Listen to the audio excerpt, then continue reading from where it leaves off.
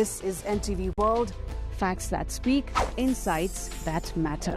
Telling the stories of a changing planet. NTV World, Nepal's perspective to the world. Exploring the heartbeat of Nepali creativity. This is NTV World.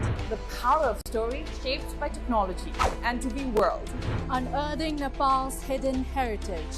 Discovering the timeless Nepal. Telling stories that endure across centuries.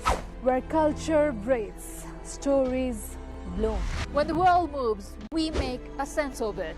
NTV World. Taste of Nepal. Every recipe, every flavor tells the story. Journalism in the digital age. Fast, focused, verified. Stories hold power. Stories reflecting life. Stories of the hinterlands. Reporting for NTV World. This is NTV World. Welcome to News Hour. This is NTV World. Welcome to Primetime News. One story at a time. Crossing borders, connecting voices, where Nepal meets the world in dialogue. This is NTV World, Nepal's perspective to the world. Voices that connect Nepal to the world, bringing perspective, region and relevance to every story. NTV World, Nepal's perspective to the world. Stand by. Mic is on. 3, 2, 1, cue. We are NTV World.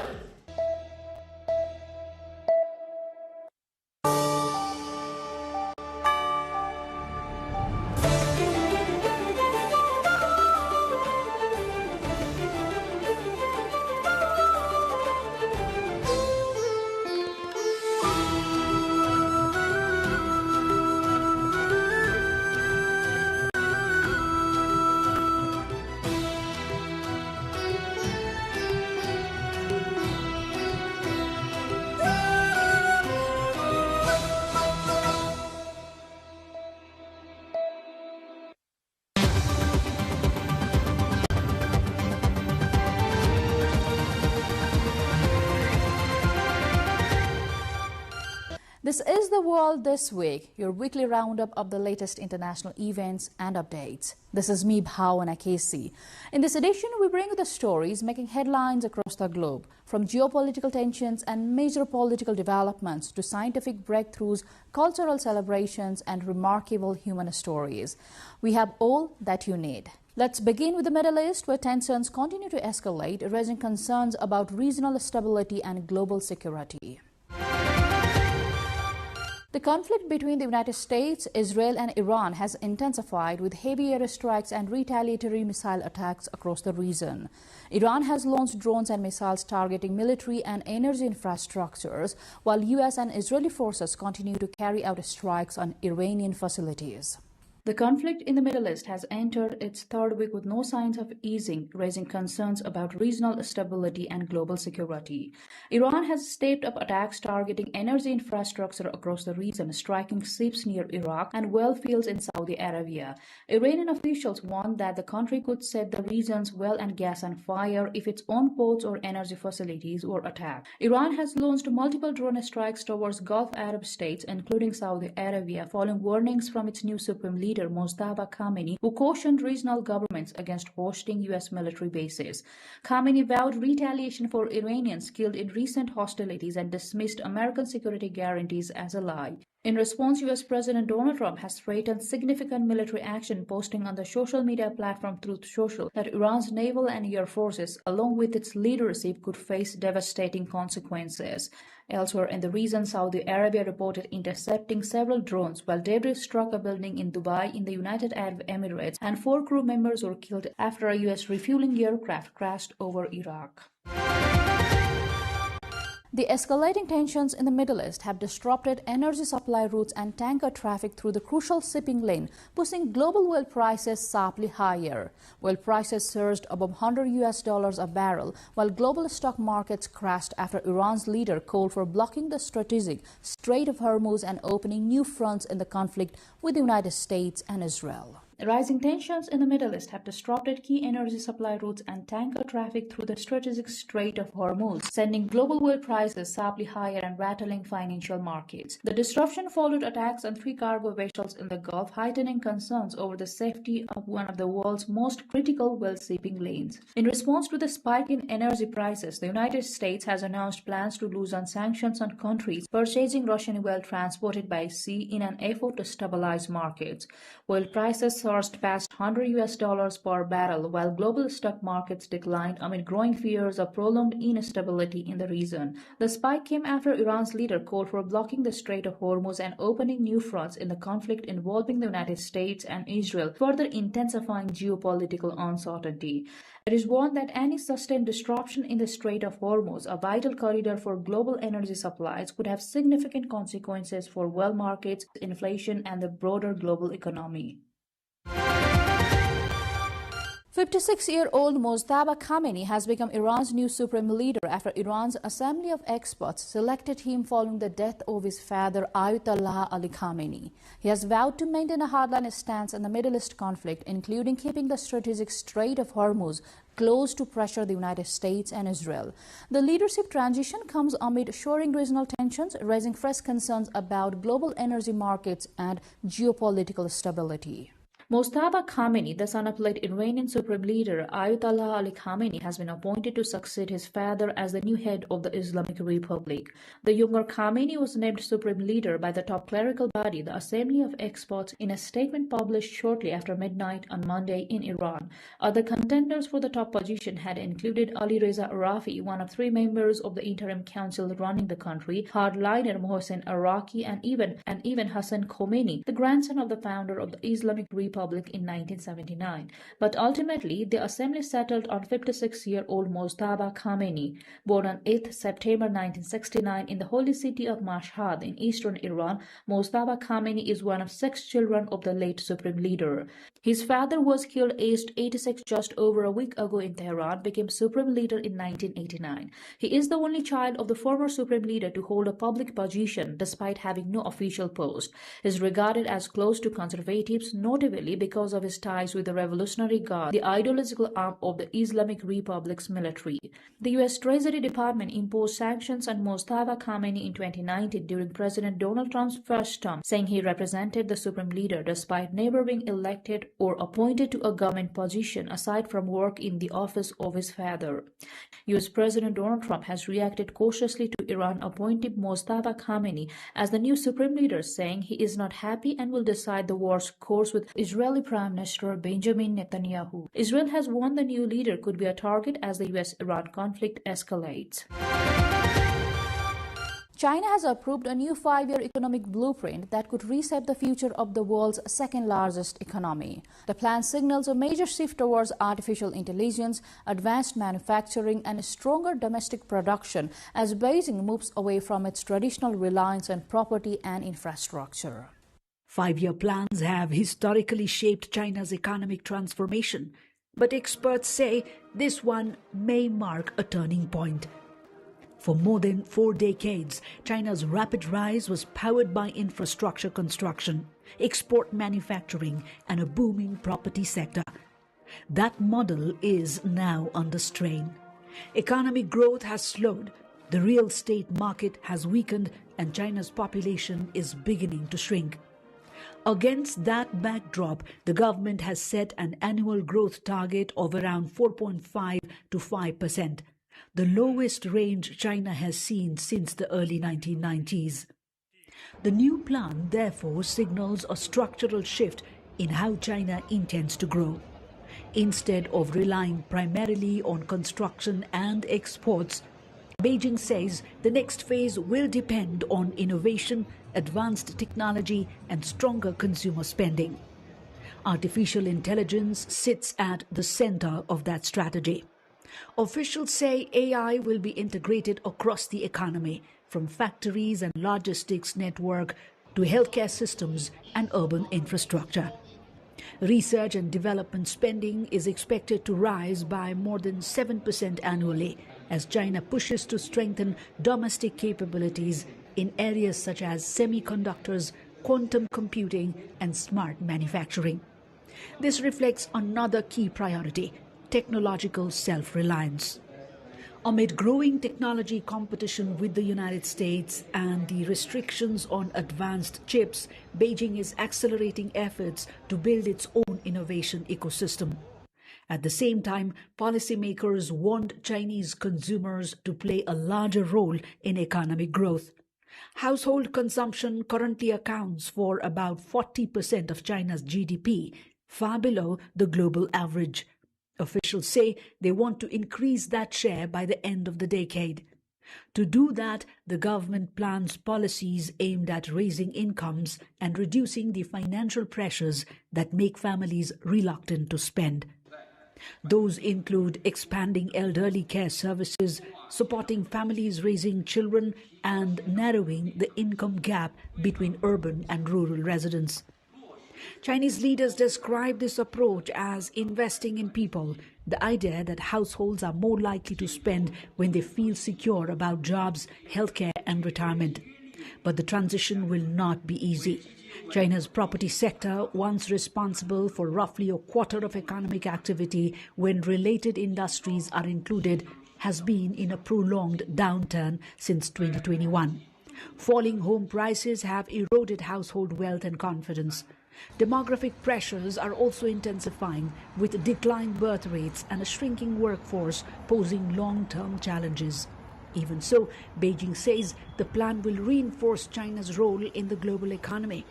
The strategy includes expanding renewable energy, accelerating the shift towards a low-carbon economy, and continuing to open parts of China's market to foreign investment. For the rest of the world, the stakes are significant. China is the largest trading partner for more than 120 countries, a major manufacturing hub and a key player in global climate policy. A stronger push into advanced technologies could reshape global industrial competition. Meanwhile, if China succeeds in turning its vast population into a more powerful consumer market, it could create new opportunities for companies and exporters worldwide. But if the transition proves difficult, particularly if weak consumer confidence persists, the effects could ripple through global supply chains and commodity markets.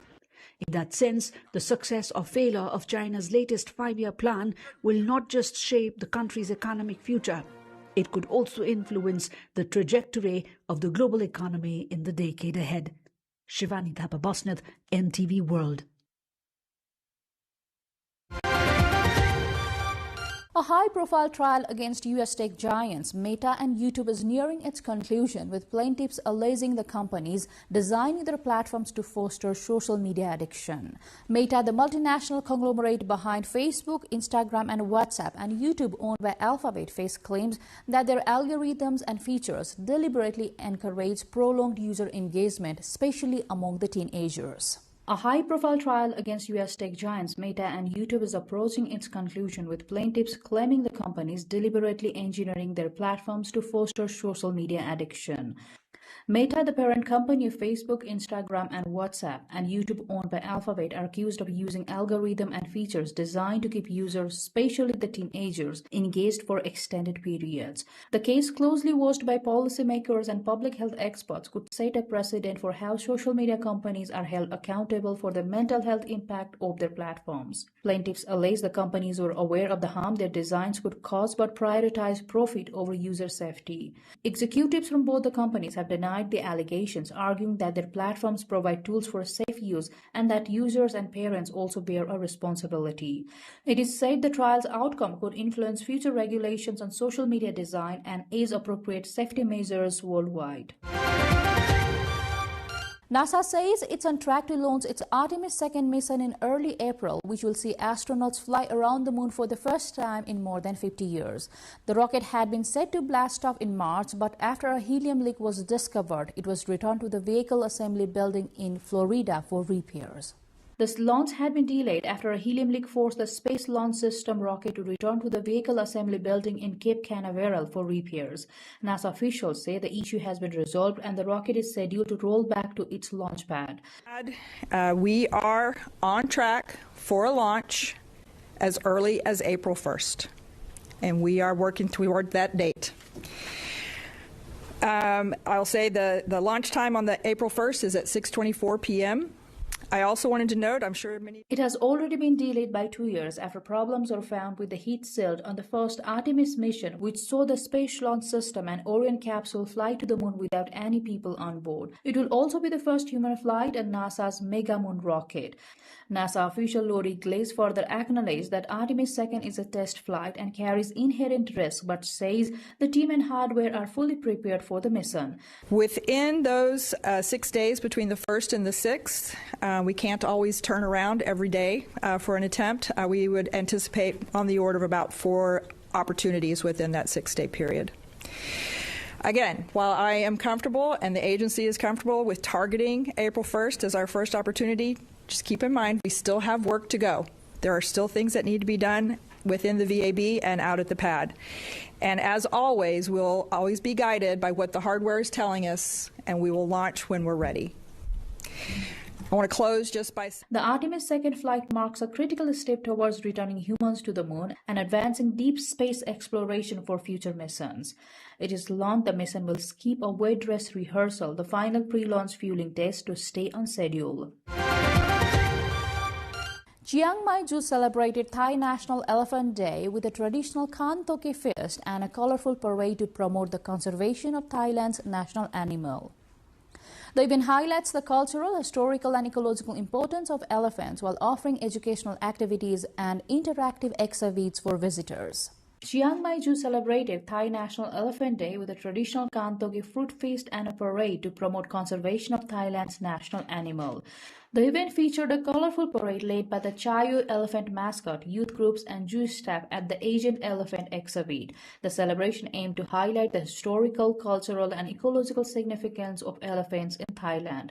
The highlight of the day was a massive Khan Toke buffet consisting of bananas, corn, carrots, pumpkins and grass prepared according to nutritional standards. To boost tourism, the zoo also introduced a new mascot, Dao Nuyaya, as a companion to the existing Chayo mascot. The festivities included educational booths for youth featuring quiz games, elephant mask making workshops, and a painting session where participants wrote messages advocating for elephant protection. A Saudi medical team has successfully separated Somali conjoined twins Rahima and Ramla during a complex 12-hour surgery in Riyadh. It marks the 68th successful operation under the Saudi conjoined twins program. A team from the Saudi Conjoined Twins program successfully performed a complex 12-hour surgery to separate Somali conjoined twins Rahma and Ramla at King Abdullah Specialist Children's Hospital, officials said Monday. The procedure, conducted in 8 stages, involved 36 consultants, specialists, and technicians from anesthesiology, pediatric surgery, urology, orthopedic surgery, and plastic surgery, along with nursing and technical staff. Dr. Abdullah bin Abdul Aziz Al Rabia, Supervisor General of the King Salman Humanitarian Aid and Relief Center and head of the surgical team, described the operation as the 68th successful procedure under the Saudi Conjoined Twins program. Since its establishment, the program has treated 156 sets of conjoined twins from 28 countries, highlighting Saudi Arabia's role in international medical humanitarian work. Officials emphasized that the surgery demonstrates the kingdom's humanitarian and medical leadership at both regional and global levels. The medical team's dedication was hailed as a significant achievement for Saudi Arabia's healthcare sector. The twins' parents expressed gratitude to the Saudi leadership for the specialized care and hospitality extended during the daughter's treatment and wished continued security and prosperity for the kingdom. Rahma and Ramla are reported to be recovering steadily following the operation. In the rainforest of the Philippines, entomologist Christian Lucanas spends his nights searching for cockroaches by headlamp, studying the often misunderstood insects and highlighting their vital role in maintaining healthy forest ecosystems. In the dense rainforest of the Philippines, entomologist Christian Lucanas conducts nocturnal fieldwork using a headlamp to locate and collect cockroaches by hand. At the age of 31, Lucanas is recognized as the country's sole specialist on the insect, which he says plays a crucial role in maintaining healthy ecosystems. Lucanas spends long hours in remote forest areas meticulously documenting different species and their behaviors to better understand their ecological roles.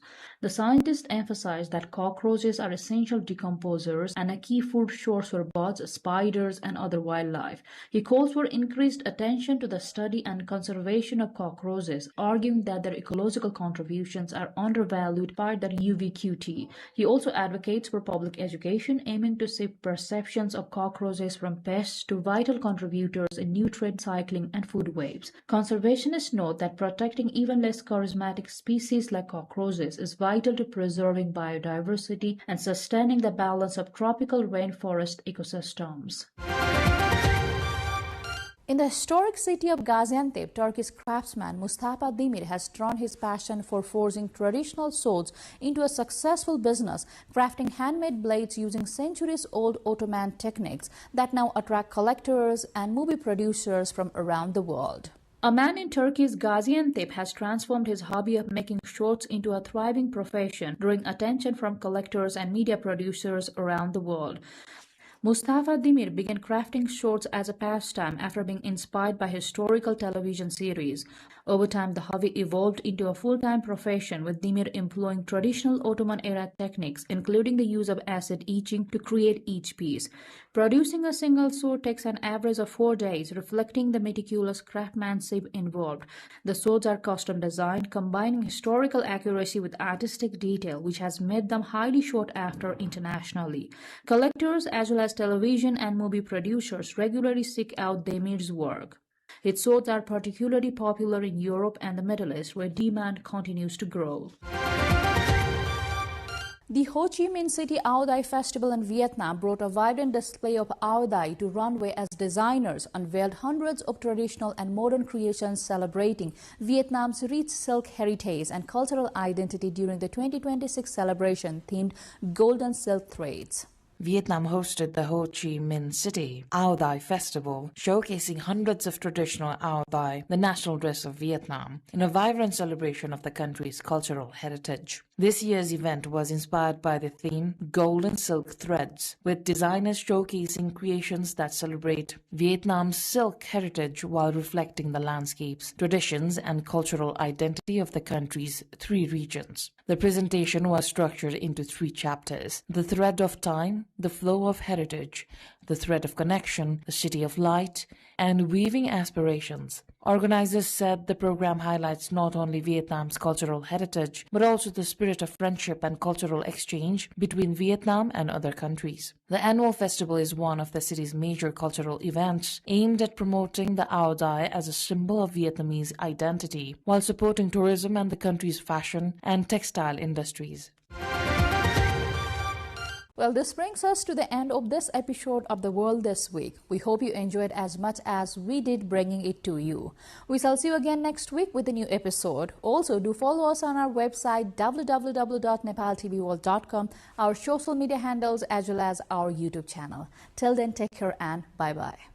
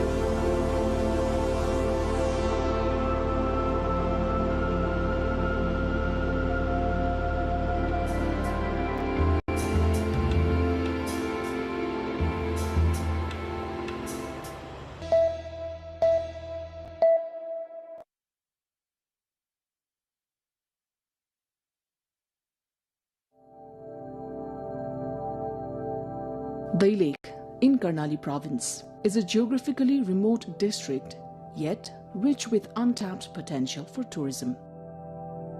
Stepping into Dai Lake, celebrated as a treasure trove of Khas art, culture and heritage, brings a unique sense of joy. Journey begins amid its natural beauty, leading us toward Mahabu rural municipality. As we leave the mid-hill highway, the terrain becomes challenging, with hilly, muddy roads demanding patience and skill. Long lines of vehicles crawl carefully along the cliffs, reflecting both the difficulty of the route and the enduring devotion of Mahabu Dham. Many travelers choose to continue on foot, advancing step by step toward their destination. Passing through Channa, Dasarathi, Okharbans, Bhavsaini, Noli and Unipata, pilgrims ascend the slopes toward Lisne before finally reaching Mahabu Patan. Pilgrims from Dai Lake and nearby districts often arrive late at night, having begun their journey the previous day. The path to Mahabu Dham is thrilling, adventurous and breathtaking, made even more dramatic by the steady rain, drifting fog and steep inclines. Yet the journey itself feels uniquely rewarding.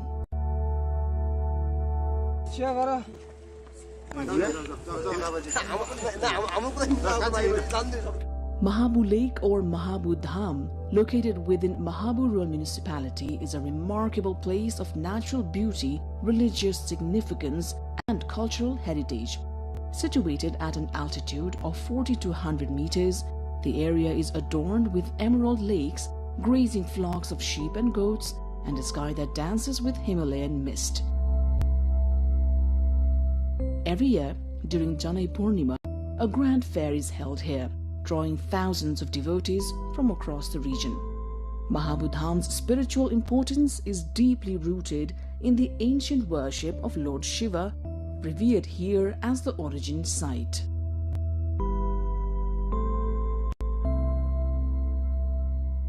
From Mahabu Lake, visitors can enjoy magnificent views of Api and Sai Palhimal, and on clear days, even the plains of Bardia. Given its religious importance and natural splendor, Mahabu Dham holds immense potential as a religious tourism destination. Improving the rough, narrow access roads is essential for supporting this growth. Mahabu Dham is more than a pilgrimage site. It is a confluence of culture, history, faith and nature. To truly appreciate its significance, one must visit Mahabu Lake at least once, immerse oneself in its natural beauty, and experience the serene environment that leaves a lasting impression.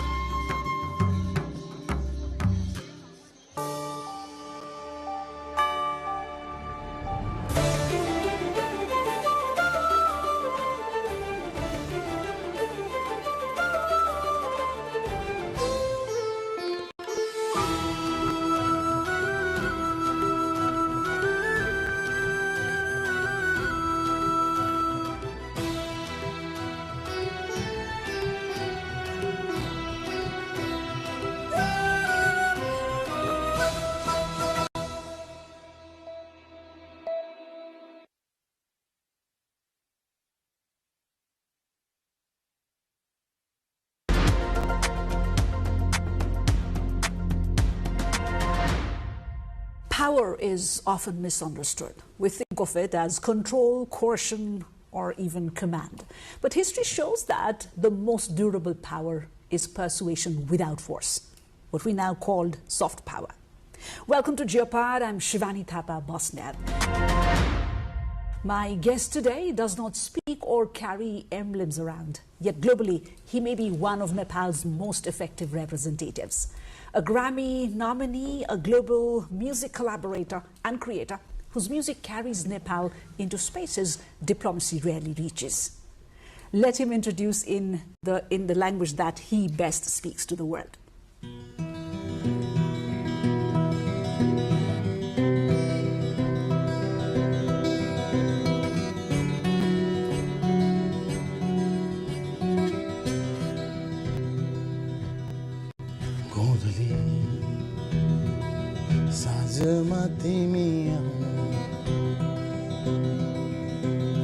शान्त मनमा शान्त जगाउन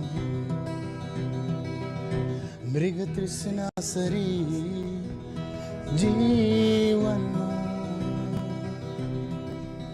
के छ पाउनु भन के नै गुमाउनु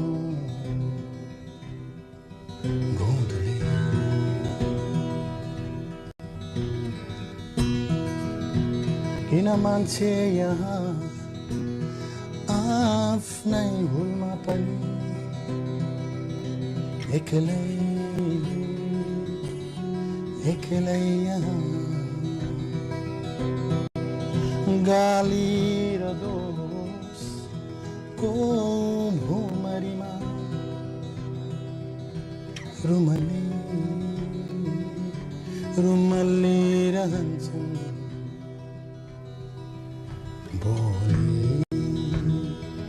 बुद्धकै भई आउनु बाँसुरी Shri कृष्णकै बजाउनु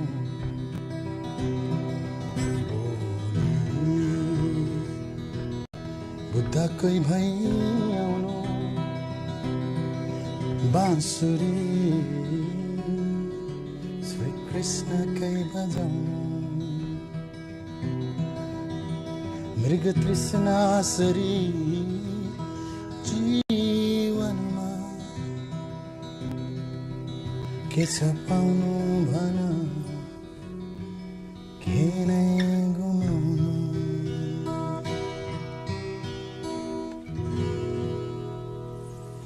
And that possibly was the best language the audience could read you. Manose Newa, dear viewers, the first ever Nepali Grammy nominee to the world, and this is the language that the world understands from Manose, from what they and how they read Manose and how they read Nepal. Welcome to Geopod, Manose. Thank you, Shivani.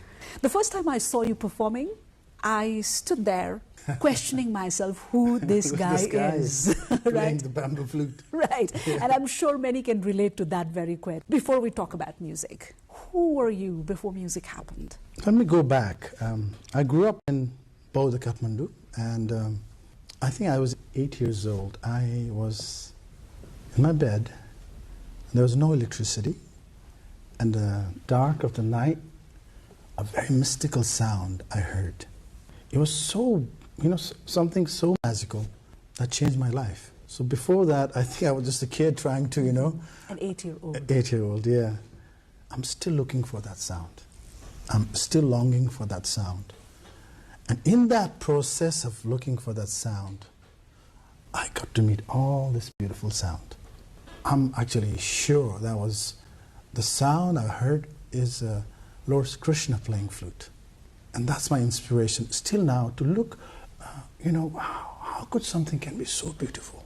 Right. I can visualize. As you talk, I'm visualizing an 8-year-old around a very, a very picturesque and a very rich setting like Baudhanath, running around playing with his mates, probably marble or chungi or something like that, right? Totally. And then you grew up in this city, so vibrant, with so sounds, right? Temples, bells, monasteries. Monasteries. And there's silence as well, the streets, right? Yep. When did you actually realize this was not only a sound of the background, but your calling? When we do something like a project. There's a process.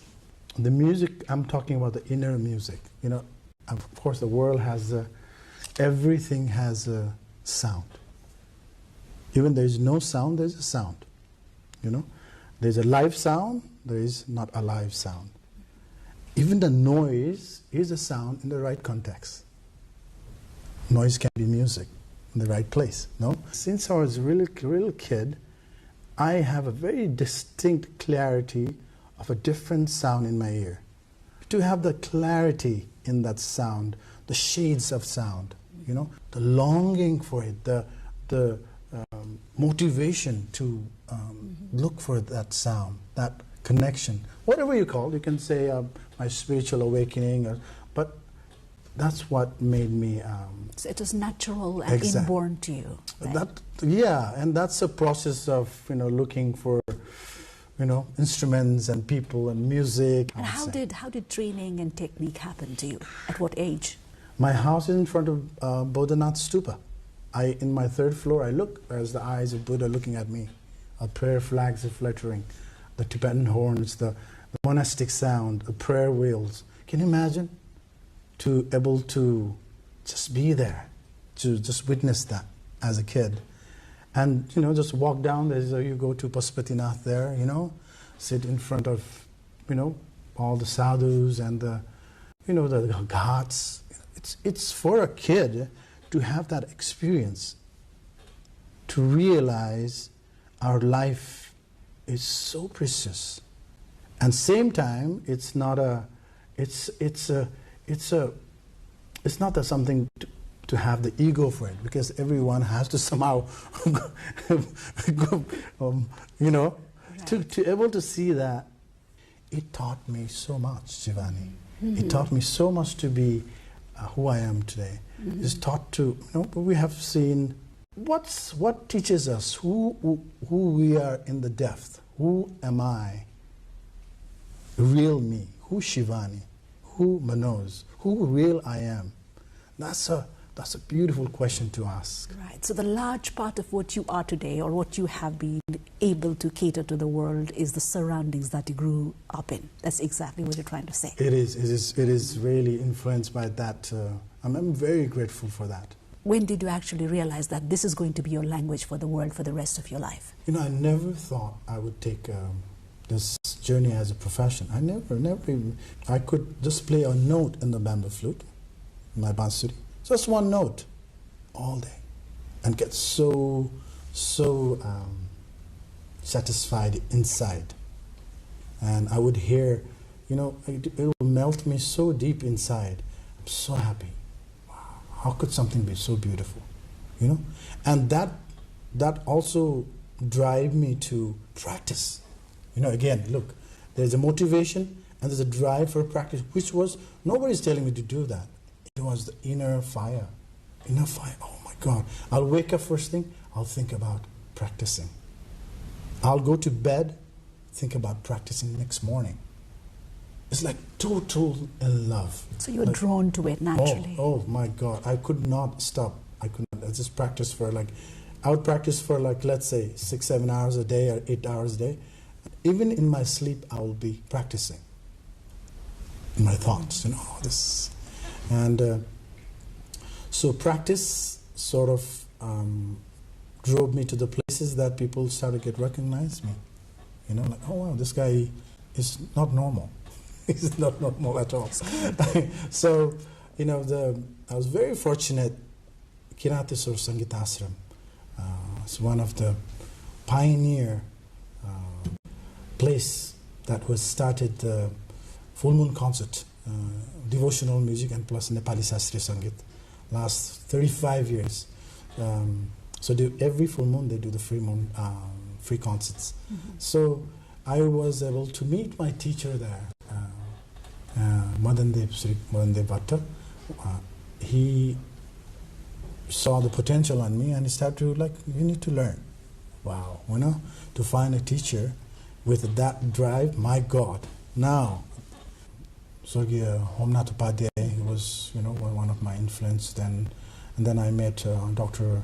Davis Chandra Rigmi, all these people, Atul Gautam, And these are the, the pillars that time to kind of bring me to this music scene. And I started coming to Radio Nepal, Nepal television then, and slowly finding my way. Actually, the music can make a profession. They start to understand, wow, people want me to come play with them, and they want me to pay.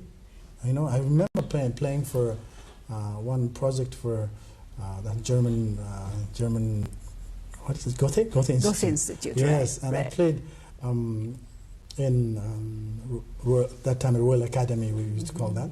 And after the concert we did, my part was just 5 minutes playing, and they handed me 7,000 rupees. That was lots of money then. And I thought it was a mistake. Oh my God! This must have been like almost 3 decades ago, was it? Yes. Wow. Yes. You must have been a kid then. I was a kid. I was like a 17, teenager, 18. probably, yeah, right? 17, 18, and I'll do music every day just because I love it so much, and it heals me. As you know, music has so much healing power. Yeah. Right. Let's talk about your signature instrument, Basuri. So deceptively simple it is, right? Yes. Right. Just a bamboo and breath. That's right. At least for a layman like me, who is not like an expert in music. Why did something so minimal as Basuri, as we see it, felt so powerful enough for you to carry it as an instrument to express yourself? That's a beautiful question. Basuri is not just a Nepali thing. It goes everywhere in the world. Everywhere. If you really look at the history of the flute, the oldest instrument they have found so far in the world is a flute. It's made out of bone. Really? Isn't that amazing? So something with the wind, with the breath, and going through the cylinder, and even like Bhagwan Krishna.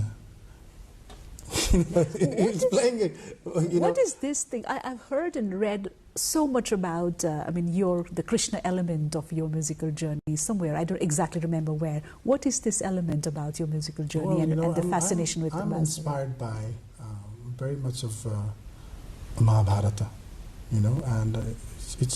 and what Krishna was guiding Arjuna. I get, life is a book. You have a choice to believe or not, whatever it is. But personally, it helps me to bring that Krishna element in my music, And when I close my eyes, when I play, it brings me to a place of non-duality. Wherever I go, wherever I play, in Japan or Chile or you name it, on 2 notes I play, energy shifts. I don't have to speak a language. I don't have to worry about how I look. I don't have to worry about my color of my skin. I would love to see the world that, they celebrate. Just each culture can celebrate their right. And the universality of it, the harmony it disseminates. Exactly. I can't really wait, Manose, for you to pick that flute out there and do that magic.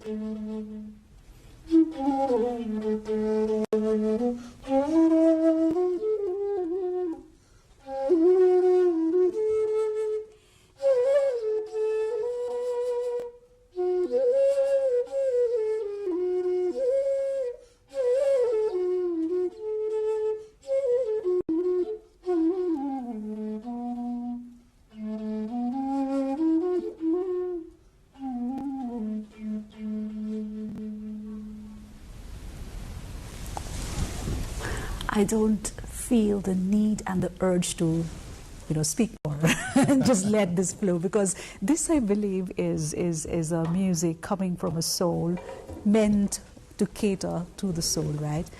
In this age, Manose, where majority of the artists who are what you call chasing mastery in whatever they're undertaking, That's you right. seem to have chased meaning.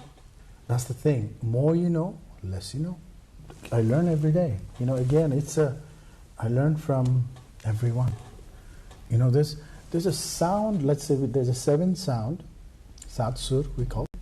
Sa, Re, Ga, Ma, Pa, Da, Ni, Sa. So within that, all the music, whatever here, it's inside that thing. But how mysterious it is for me is what is audible and what is not audible. It just because you cannot hear, it's not audible. It doesn't exist. You know what I mean? For example, what we see right now is a certain frequency. For example, if you put a grasshopper, it will see the ultraviolet, but we won't. It doesn't mean it doesn't exist there. Our existence is so mysterious, and we think this is it. Oh my God, you're wrong. You're wrong.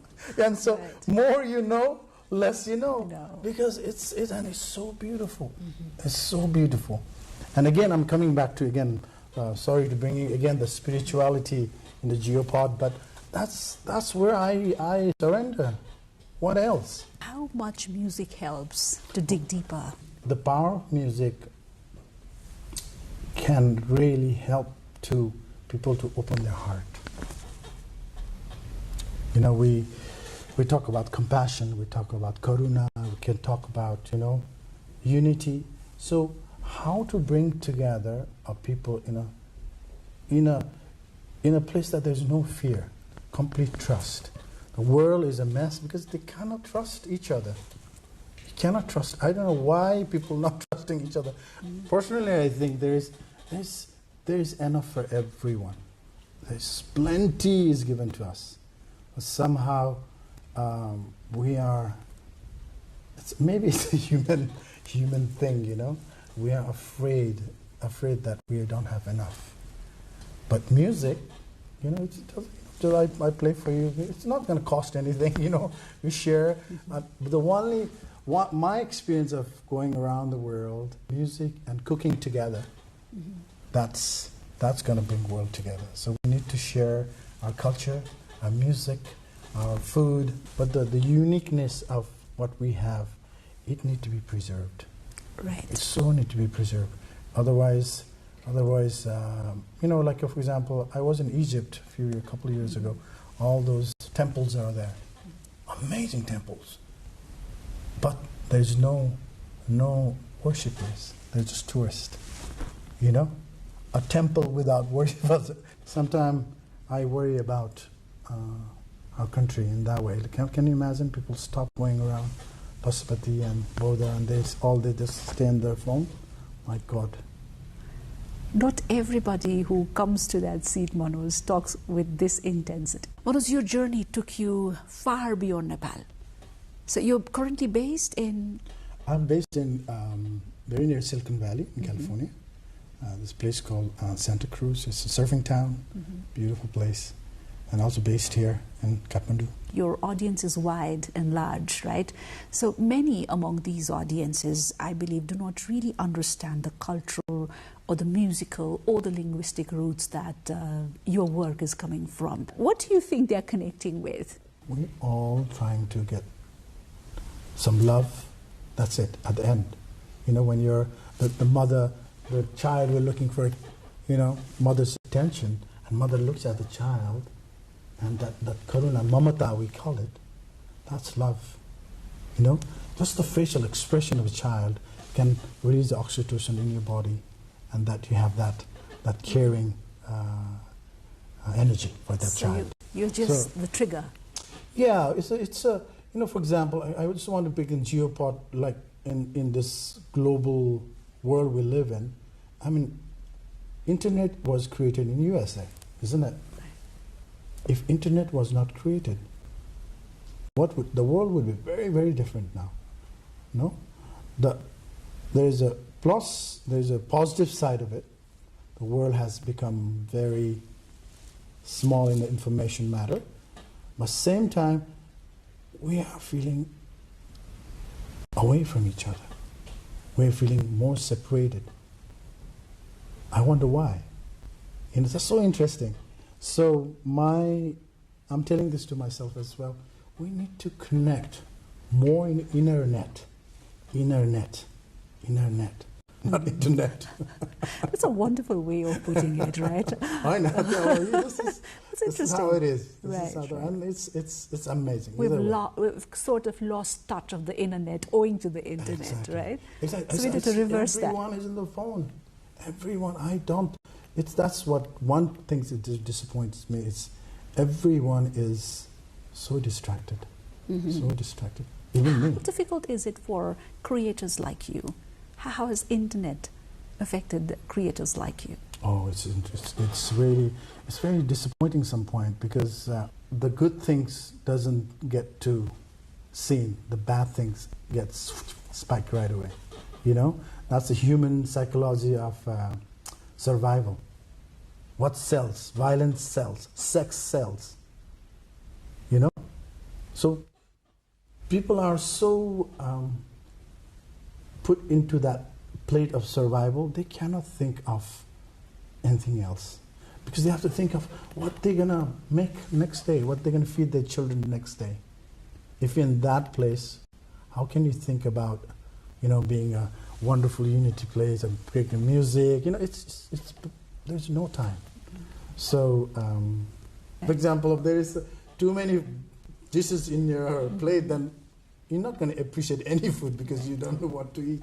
About your work, Manose, your work is happening in a very, very unique space, a rare space, that's how I see it, between Nepali folk music to Indian classical raga, and then there's also one of the very prominent part is the global spiritual element that you incorporate in your music, right? It's so rare, so unique, and so beautiful. Just out of curiosity, did you ever feel the pressure to simplify your sound for wider acceptance?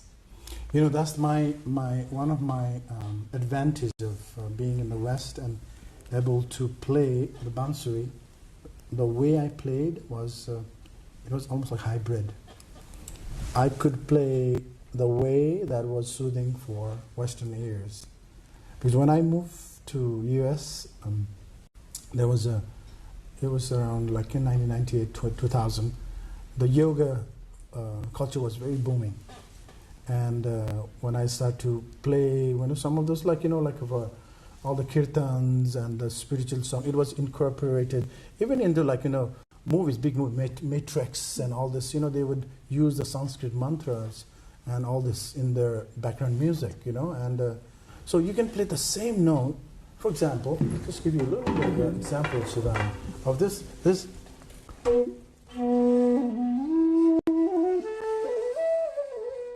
Sounds very Nepali. Right. And it could be on the mountain. But if I say,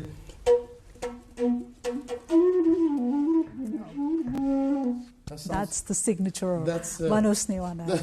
So if I play same flute, I'll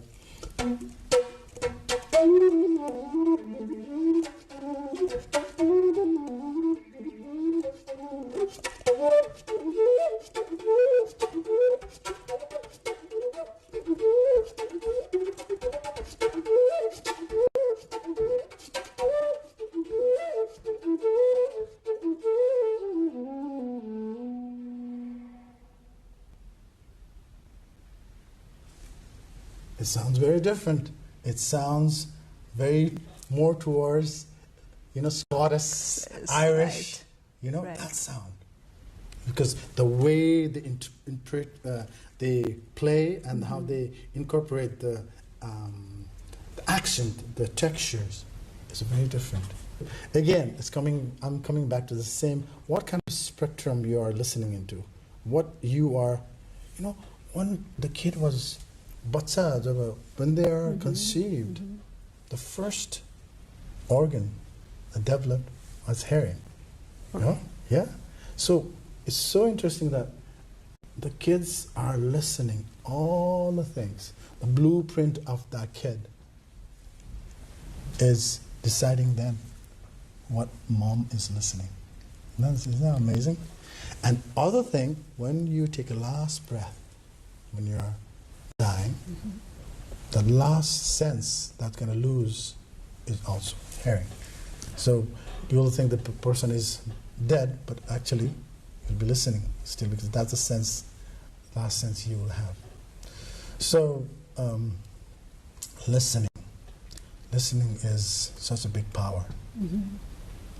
Right, you're taking me to various zones. I thought I'd be talking about music and diplomacy, but here I am transported to some metaphysical. But this is wonderful to know. I can really gauge the intensity of a creator's mind and the creator's soul, right? Such a wonderful and warming conversation this has begun. And this is also making me wonder, when you perform abroad, Manose, do you think primarily of the music, or are you always aware about your presence, Nepal, or audience? What is that awareness level when you really perform? Well, to have this wonderful instrument, which is Nepali instrument, that's already, people are already, like the way I play, because of, again, why Manose then? Why people want Manose's sound? Because I'm so blessed, I'm grateful to Pashupatinath and Bodhanath.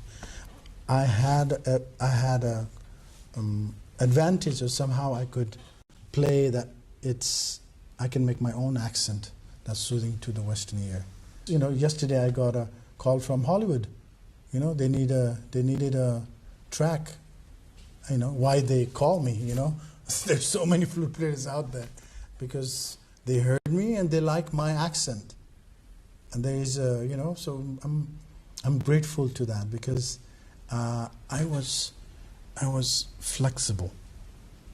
I didn't say this is my way and I'm going to stay that way, And I'm glad that I was able to, practice with the people and who are very open-minded, and in music you have to be open-minded. As a creator, from what I read from you from this very, very short conversation I had, the ability to blend into the vastness of music or the earth itself is very, very important. It's very important for a creator.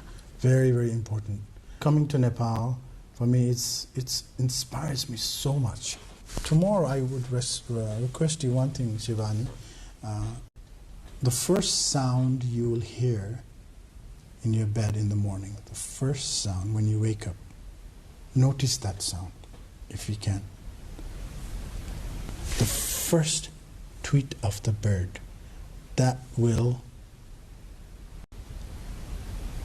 which awakes the whole world, that tweet. How does that make a difference? Well, you'll know it. You'll have to I cannot explain. Because that tweet is such a gentle tweet, but it's the most powerful tweet. What is the power of music that political narratives don't? So what kind of ripple you're going to create, how we're going to create, what are those elements going to help you? It all depends on that. And music is, again, it's music. Nobody can stop music, Music, the real music comes between the notes. It's the silence. I would love to see Nepal hosting World Music Festival. I would love to see that. Bringing some amazing musicians and bringing. I remember going to Indonesia long time, Indonesia, long time ago, and the government has initiated this festival, and they want all the instruments that made out of bamboo, and they chose me to be part of it. And everybody bringing the bamboo instruments, from drums to it was. So I want to request to our government and people who influence to bring world stage, give them a platform so they could celebrate, they can learn from here as well as collaborate with the musicians here, and not just music, dance, and cuisines, and we have so much to offer. Do you not think Nepal lags hugely on the confidence side when it comes to music, that we largely wait for external validation? That's our part of our culture, I would say. The one to say, the expectation. Myself, in my family, we are so not saying that we need to do it ourselves and we're going to do it. We think, maybe my dad will do it or my mother will do it. It's something that the expectation culture we have. That kind of attitude. But again, it's now we need to move ahead. We need to open that door, and it's not just, and confidence comes again from the claiming our culture. We need to claim back our culture. We're so influenced by everything West is great. Everything comes from West is great. There are great things about West, but we have also so many amazing things we have. We need to claim it, and then we can exchange. We can teach them. For example, like yoga. All this come from our culture, isn't it? No. Now, I'm bringing my friend who's a yoga teacher who is teaching yoga to us. So, you see that. So we need to. How can you do it? Like, looking at your journey, what possibilities do you see if Nepal chooses to engage more internationally? How can we do it? I just saw this documentary about our queen, Lakpa Sherpa. Right. My God, it touched my heart so much. A single woman coming from a mountain, fighting all the way to, this patriarchal society with her, with her Western husband to, she never gave up. Found her stage in the world. She plowed through. Nobody could stop her. No, this is the country where Buddha chose to be born. You could have born anywhere, but he chose here. This is the place. We have so much to offer to the world. We have so many amazing. Nepali people are so resilient. They travel to find a better life for their family. They sacrifice everything. They go work so hard in 60 degrees Celsius heat. They climb mountains that no oxygen. They, they go fight for others' war. It's been like that for centuries. Now that needs to be stopped. Right. We need to work together. We need to come together as a brothers and sisters and put away all the differences, and make one song together. Song together, we can all sing. That's what I think. Right, wonderfully said. Manose, let's talk about the Grammy moment. What was it like? Oh my God. Well, it was 2020. I've been very blessed to also to collaborate with some Westerner musicians. One of them was Deva Pramal and Miten. They were, Miten and Deva, they were very inspired by Eastern philosophy. Also, actually, they were very inspired by Osho's world, and through that they got to learn a lot about the mantras and the beauty of what our music can bring to the people, the serenity, the healing power of music.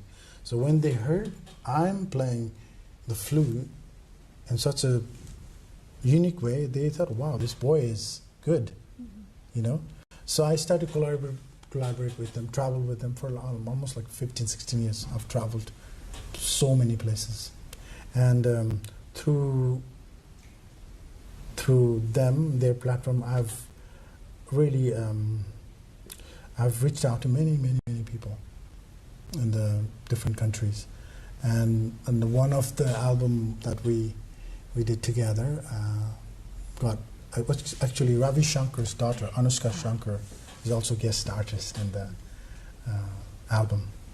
And I was very lucky that we are, I mean, it deserved it. It was amazingly produced. And when I went to Los Angeles to be there with 10,000 people in the Staple Arena, it was amazing. I wore a Nepali dress and put my, instead of kukri, I put my bansuri. Wow. Did it by any chance change you as a musician? I don't believe in the place that you have to give an award to recognize music, you know. The music again, the music I play, it doesn't need anybody's validation. Music is so powerful, you know, and we all have our own songs. Nobody can tell you're not singing well, or you're not good enough. No, that's so wrong. So I want everybody find their own voice. So never tell your kid that you cannot sing. You say you sing. You have an amazing voice, you know, and you practice, it'll come to you. From what I see, Manose, is you're not only disseminating or giving away the things that you have in your soul, right? You're also gathering a lot of things in pieces, maybe in substance, and those that are intangible, from places that you travel and that you do intensively. Yeah. Right? So if you could walk us through a few, I'm sure our audience are going to love it. Yeah, well, let me see, what can I do? I call this one Kachua. Huh? Okay. Look like a Kachua, no? That's a Nepali name for it. Nepali name, Kachua. Okay. But this one particularly comes from Russia. It's a part of, it's somewhere in mid-Russia. It's very beautifully carved, and they call it hand pan. It's quite popular nowadays. And yeah, I can play this for a little bit, huh?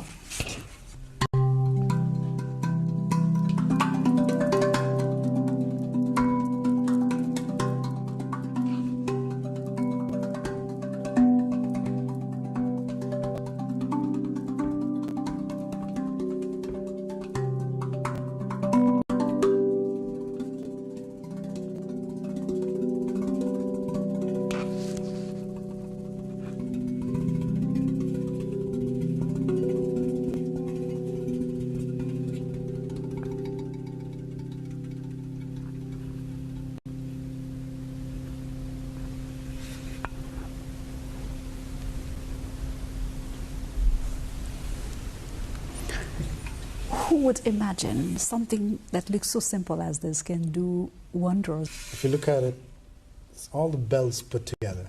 Like singing bowls, you know, it's, I'm sure you have gone to some sound healing. Basically, the sound of singing bowls, bells. Sounds like a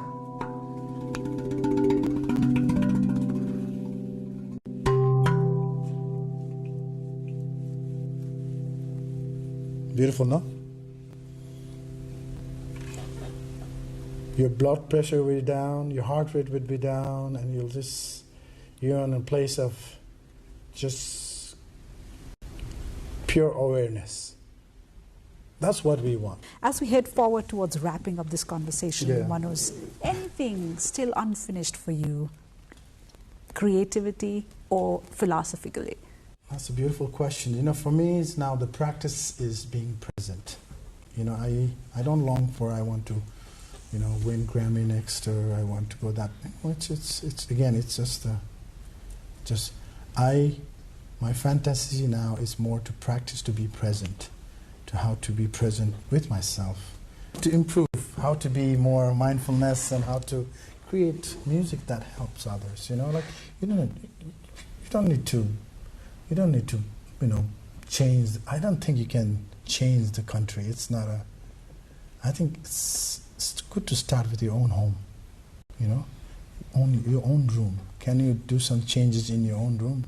So I'm working in my own room. Fixing your internet. That's going to be. Oh, if I can fix myself, maybe I can think of, you know. It's 40 plus year now. I realize the world is not going to be perfect. The fantasy we think, I don't think that's going to, there's always going to be something. You know, always. Just like the road I live in Bordeaux, there always somebody's digging for the last 30 years. And you don't know what it's so funny. Like, no, they build the perfect road, and next day they're already digging it. God, and that never ends. So I just like, okay, you know, you so can't this is beat not them, going to just end. Join them and finish the work. I know. So that's where I am. That was a beautiful anecdote that you ended with. Well, words can take us this far. We know we can go on and on, but for now, thank you so much, Manose, for coming over, sharing with us with this. I really am falling short of words, and I'm just wishing that I would have learned a few of these notes so that I could speak better to you, right? Well, you know, your voice, again, remember, it's not the instrument you're playing. It's every moment, every breath.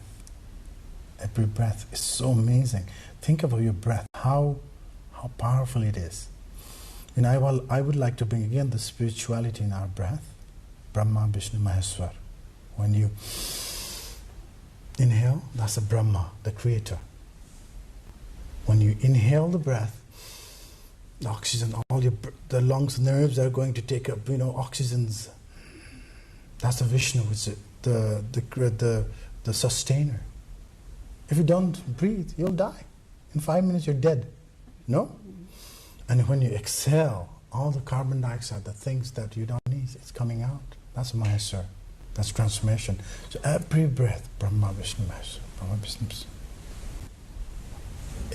I tell you, Shivani, it will change your day completely.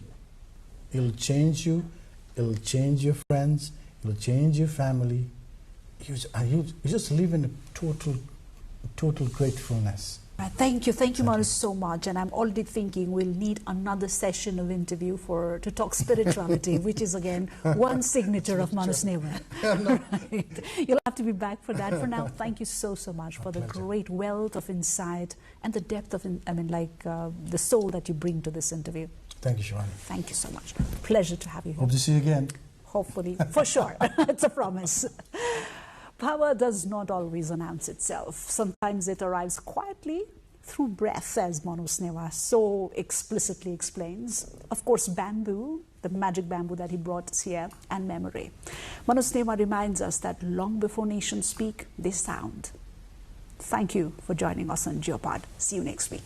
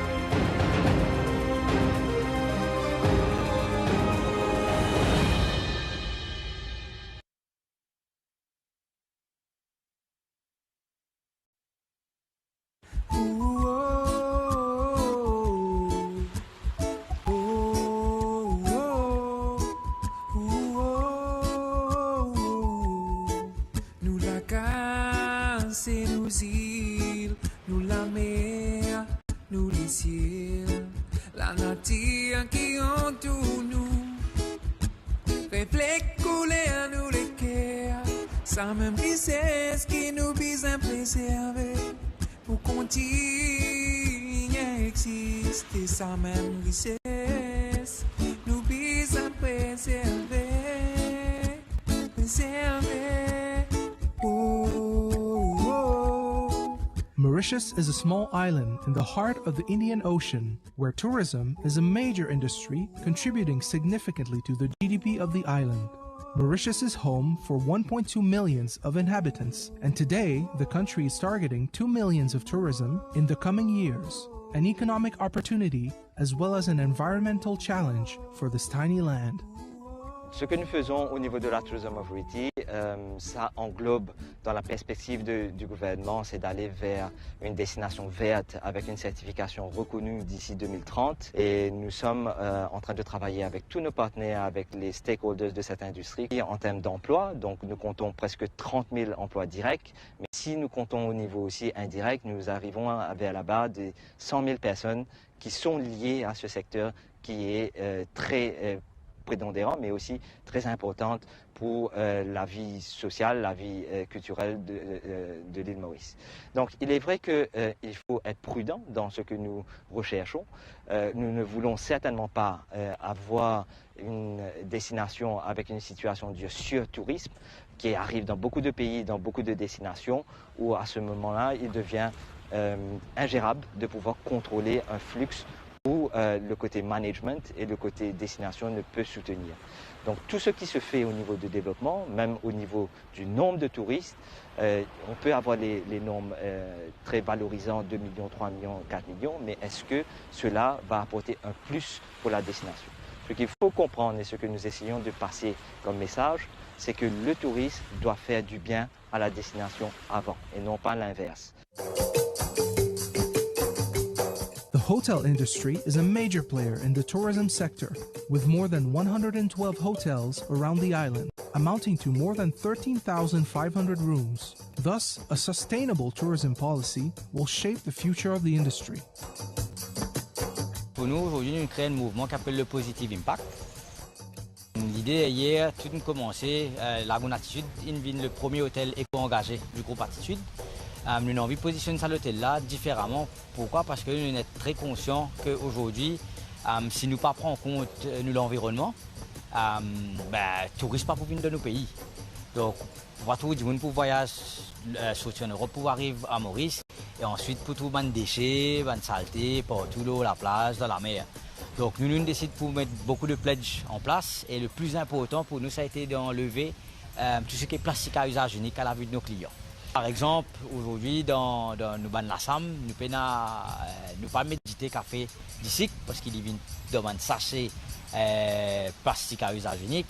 Nous venons avec un concept, une boutique en vrac, donc un bulk shop. Les clients rentrent dans le bulk shop, ils ont un petit pot en verre qui sont capables de remplir de café, de thé, de d'ici. Et nous, en même temps, ce qu'il nous fait en parallèle, nous prenons dans sa pot-là en bulk, nous achetons un supplier. Toutes les chambres sont de gagner de l'eau à travers de l'eau chaude, à travers sa solar water panel. Nous offrons de la crème solaire à tous nos clients. Cette crème solaire, elle est fabriquée localement et avec des produits minéraux. Donc si vous servez la crème là ou dans l'océan, il ne pas abîme le monde marin.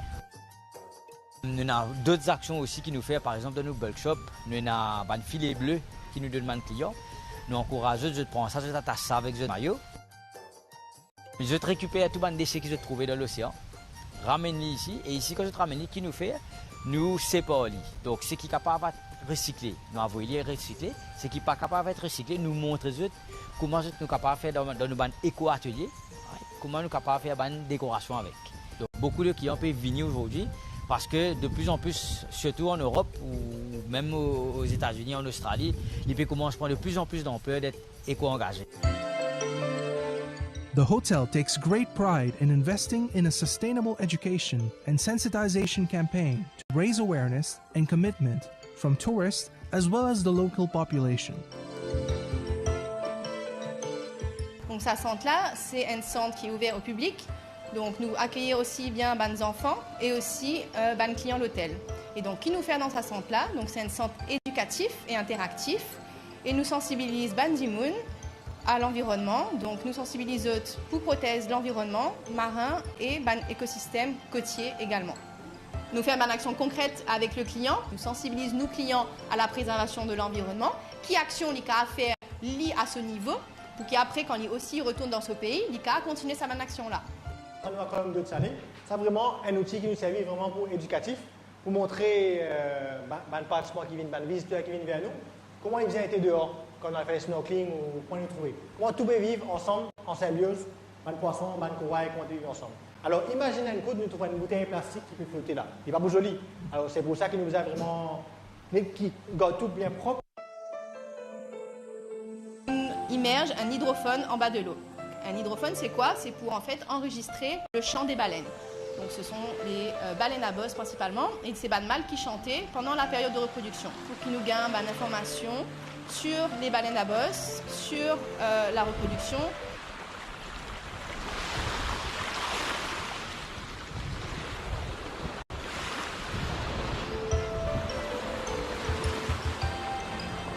Et monte base de données d'un individu de tortues marines qui nous mène à Maurice.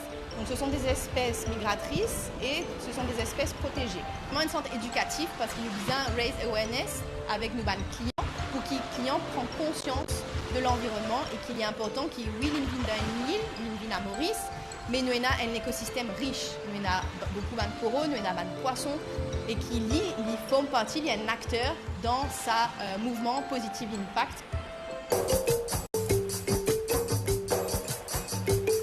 The footprint of the tourists on the island will equally influence the ecological path that the industry will choose. Alors c'est quelque chose qui se développe aussi chez nous. On essaie, nous, à notre domicile, d'être éco-responsable. Et effectivement, quand on va à l'étranger et en voyage comme ça, c'est agréable de trouver un endroit aussi où on retrouve ces valeurs-là, et même plus. Quand on fait des efforts chez nous, on se rend compte qu'à d'autres endroits, donc sur votre île aussi, vous faites aussi beaucoup d'efforts. Et c'est important de montrer ça, et c'est important pour les touristes de respecter ça aussi. Je pense que les touristes, à l'avenir, feront de plus en plus attention aux endroits où ils vont et à la pollution. To improve the sustainable commitment of the tourism industry, the Tourism Authority in Mauritius has launched on a yearly basis a Sustainable Tourism Award, which highlights and encourages best sustainable practices in all sectors of the industry. Nous avons démarré le premier Sustainable Tourism Mauritius Awards qui récompense l'effort qui a été fait par ces opérateurs-là justement pour aller dans la direction du tourisme durable. Et je dois dire que ça a été un succès parce que l'année dernière, on a eu 115 participants, démontrer la volonté de presque la majorité des opérateurs touristiques mauriciens d'aller vers cet objectif de tourisme durable. Et je dois aussi préciser que le tourisme durable, ça ne concerne pas uniquement les opérateurs touristiques, ça concerne aussi la population. Mauritius is aiming to secure a sustainable tourism certification, which will confirm the island's commitment towards sustainability. The first step towards that certification starts in a small village in the south, Belle-Ombre. Nous voulons que la destination Maurice soit certifiée d'ici 2030, certifiée par la GEST ici, la Global Sustainable Tourism Council. Alors, la région de Belle-Ombre nous sert comme cas pilote, donc pour faire cette certification de la destination. Et nous voulons apprendre de Belle-Ombre, de ce qu'ils sont en train de faire de bien. A sustainable approach in the tourism sector requires a sincere partnership between the various stakeholders, from the major players to the small villagers.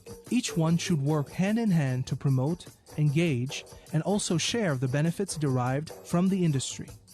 On reste dans le village Saint-Martin, Belle-Ombre, petit village côtier, pêcheur et laboureur. Actuellement, on a 5 hôtels et beaucoup de monde pour gagner du travail, surtout les jeunes. Et donc, du monde qui fait des petits entrepreneurs, qui fait ça, bien aide nous. En fait, les bisans win, habitent aussi bisans gagnants dans ces affaires-là. comment nous apporter des affaires là, et dans un petit resto, on fait un petit manger tropical, un petit manger, vraiment un petit manger PC, oui, mais ça marche bien, ça marche bien. Today, the world is an island, and the sustainable tourism development of one region will, in the long run, share lights of sunshine to one and all. Nous la casse et nous îles, nous la mer, nous les ciels, la nature qui entoure nous, fait couler à nous les cœurs, ça même richesse qui nous vise à préserver, pour continuer à exister, ça même richesse, nous vise à préserver, préserver.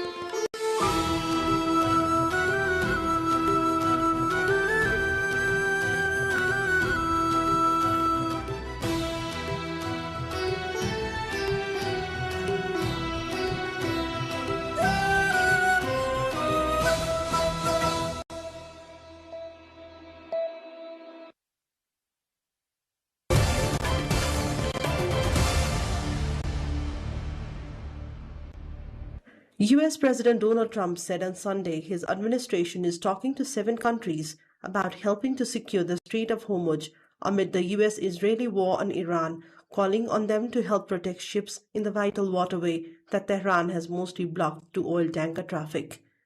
With the conflict creating turmoil across the Middle East and shaking up global energy markets in its 3rd week, Trump insisted that nations relying heavily on oil from the Gulf have a responsibility to protect the strait. Trump also said Washington is in contact with Iran, but expressed doubt that Tehran is prepared for serious negotiations to end the conflict. Though he declined to identify the 7 governments that his administration has contacted, Trump said this weekend that he expected many countries would send warships to allow shipping through the Strait of Hormuz, a conduit of 20% of the world's oil. He said in a social media post that he hoped China, France, Japan, South Korea, Britain, and others would participate. Meanwhile, Japanese Prime Minister Sanai Takaichi says Japan is not currently considering ordering maritime security operations, adding it was difficult legally despite calls from US President Donald Trump for other countries to send warships to help protect the Strait of Hormuz. 仮にこれをですね、私が承認し、防衛大臣が発令をした場合に、やはり相手方として国または国に準ずる組織が想定される場合というのは、派遣ができない、こういうことになっております。非常に法的には難しいということです。In the meantime, Beijing has called for ceasing military operations to prevent greater impact on global economic development after US President Donald Trump urged NATO partners and China to help reopen the Strait of Hormuz, the critical conduit for crude that Iran has effectively closed as major economic players began releasing oil reserves to ward off supply disruptions. 霍尔木兹海峡及其附近的水域近期局势紧张，冲击国际货物和能源贸易通道，破坏了地区和世界和平稳定。中方在此呼吁各方立即停止军事行动，避免紧张事态进一步升级，防止地区的局势动荡对全球经济发展造成更大影响。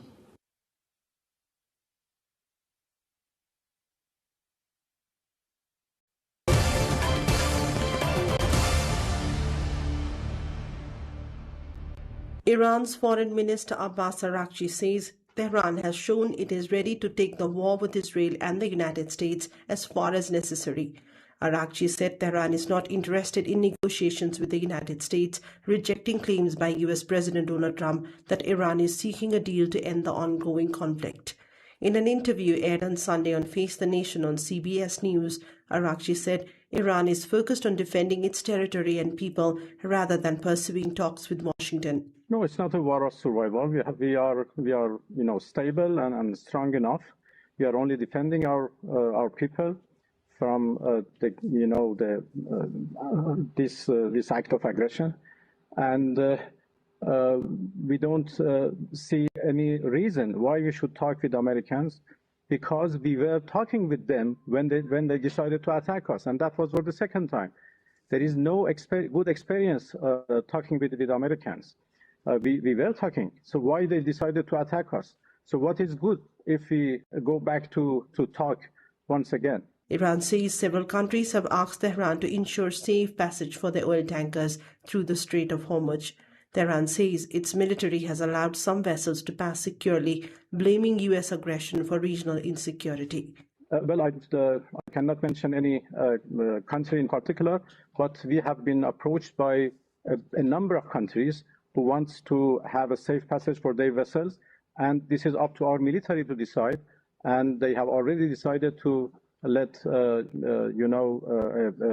group of vessels belongs to different countries to pass in a safe and secure. So we provide them security to pass, because we have not closed this strait. They are not coming themselves because of the insecurity which is there because of the aggression by the U.S. The remarks come as tensions between the United States, Israel and Iran continue to escalate, with both sides accusing each other of aggression and expanding military operations across the region. Iran has framed its military actions as defensive, while U.S. officials have argued that Tehran's activities threaten regional security.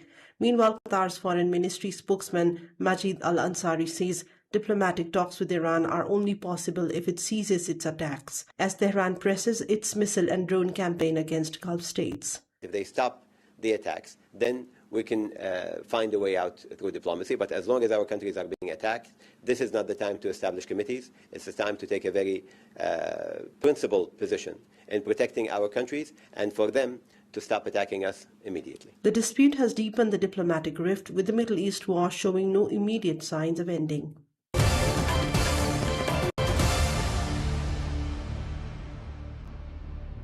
UK Prime Minister Keir Starmer says Britain is working with allies to come up with a viable plan to reopen the Strait of Hormuz, the critical oil transport conduit effectively shot by Iran in the Middle East war.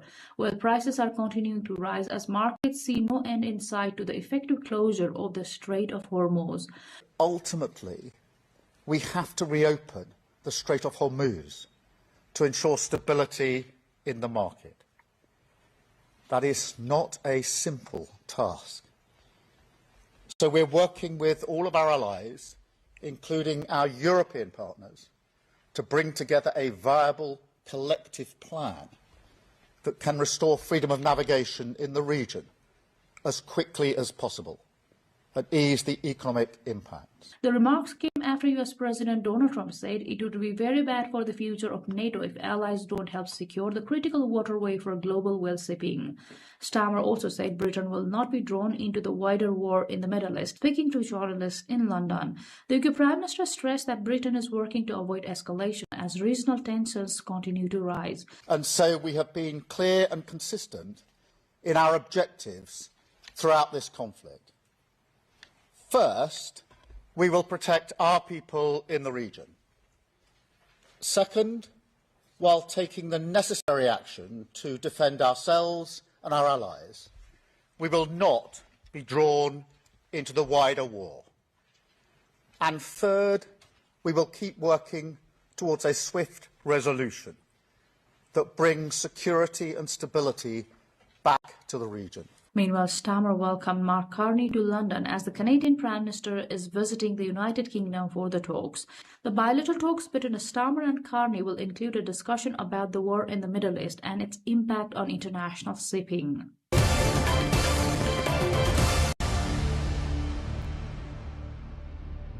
Foreign Affairs ministers from EU member states met in Brussels to discuss Russia's war against Ukraine and escalating conflict in the Middle East, with the ongoing US-Israeli war on Iran underscoring security concerns across the bloc. Top of the agenda was the extension and potential bolstering of EU's naval mission to keep critical shipping routes open, particularly amid disruptions in the Strait of Hormuz and the Red Sea, as well as wider diplomatic and security coordination. EU's foreign policy chief has urged unity on keeping global trade lanes accessible and warned against easing sanctions that could weaken Western leverage over Russia. Ministers also mulled over proposals to adapt maritime operations and coordinate with international partners to ensure energy energy and commodity flows, though no immediate decisions were expected by the end of the session.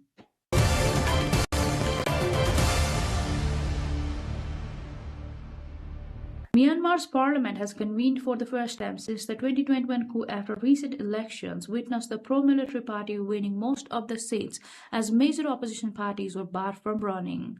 The opening of the new parliament on Monday followed phased elections in December and January, which the pro-military Union Solidarity and Development Party USDP dominated amid lower voter turnout and no viable opposition. A quarter of the available seats in the upper and lower houses, 166 seats, were reserved for the military, and the USDP won 339 of the rest.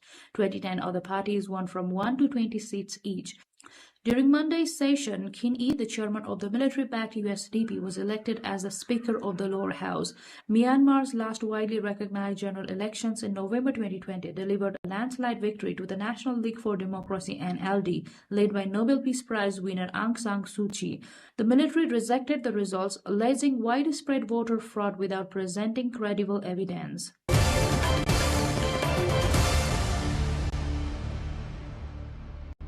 Chinese firefighters rescued a woman after she accidentally slipped and fell from a cliff at a tourist attraction in Jiangxi province in eastern China. The woman was visiting the Sanking Mountain scenic area when she lost her footing and tumbled approximately 30 to 40 meters down the cliff face.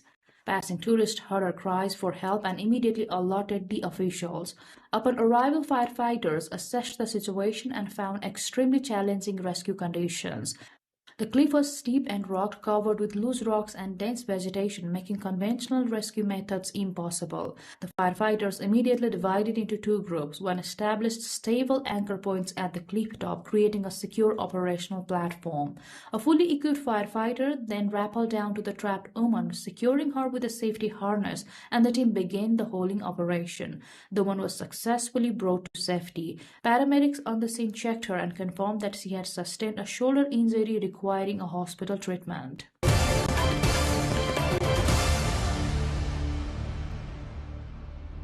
Livestock farmers in South Africa's Eastern Cape province are grappling with severe losses following a foot-and-mouth disease outbreak declared a national disaster in February.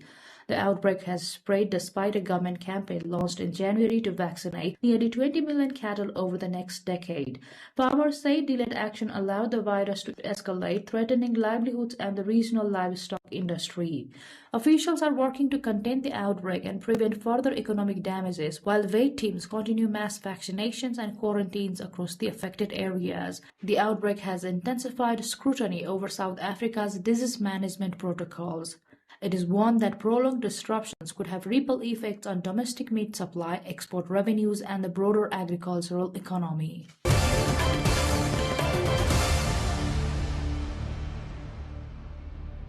Mexico City's central Zocalo Square was transformed into the world's largest football field as more than 9,500 people participate in a Guinness World Record-setting football clash. The event, organized to promote sports, physical activity, and community engagement, brought together participants of all ages, from children to adults, who practiced drills and exercises under professional instructors. Organizers said the gathering not only aimed to break the previous record, but also highlights the cultural and social importance of football in Mexico. Local officials emphasized the Zocalo's role as a historic and symbolic space for large public events, noting that the record-setting clash drew attention both nationally and internationally. Participants and spectators applauded the effort, marking the event as a celebration of sport, teamwork, and civic pride. The event also featured local football celebrities and coaches who led training sessions and encouraged participants throughout the record-setting clash.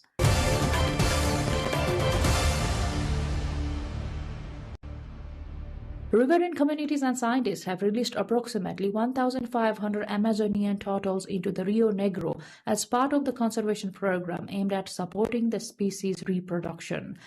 The release took place at Ao National Park, located within the Amazon rainforest.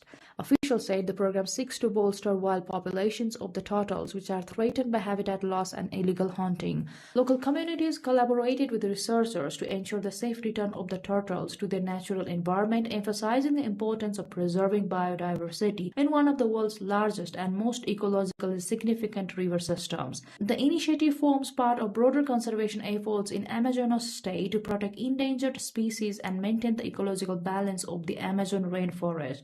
The program also includes ongoing monitoring to track the turtle survival and ensure the long-term success of the species reintroduction.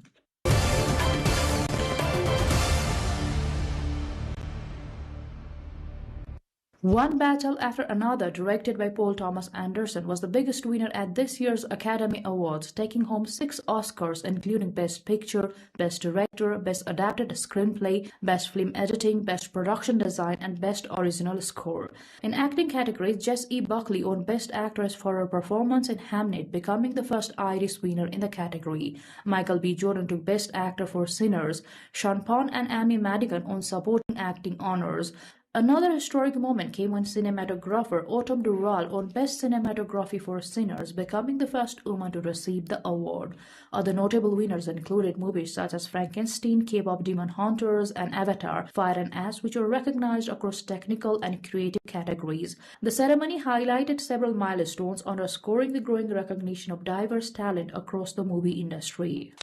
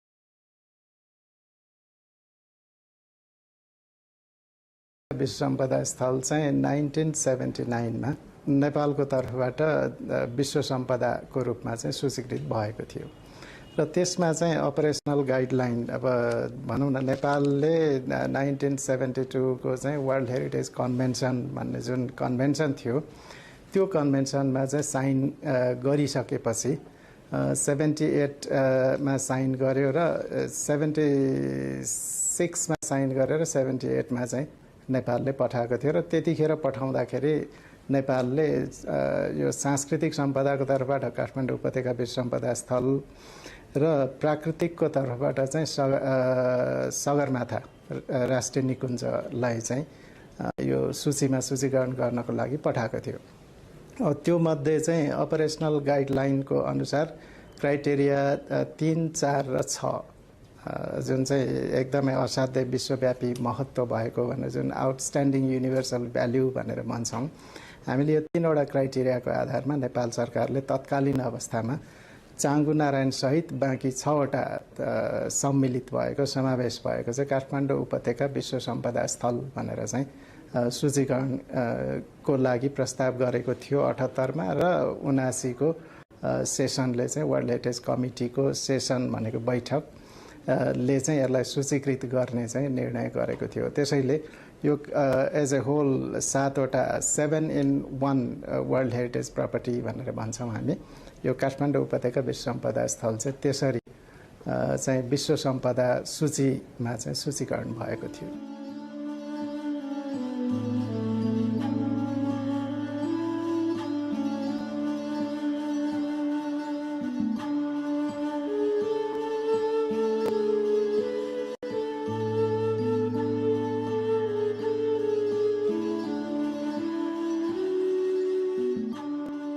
चाङ्गु भनेको चाहिँ एउटा हामीसँग एकदम पुरानो प्राचीन स्थल पनि हो त्यहाँ हैन। त्यहाँ चाहिँ धेरैवटा अभिलेखहरू छ। जम्मी त्यहाँको अभिलेखहरू सम्पूर्ण चाङ्गुसँग सम्बन्धित अभिलेखहरू, चाङ्गुमा भएका अभिलेखहरू, भण्डारभित्र भएका सबै अभिलेख हेर्ने हो भने करिब करिब हामीसँग 360वटा अभिलेखहरू छ चाङ्गु एरियामा मात्रै, त्योसँग रिलेटेड अभिलेखहरू हैन।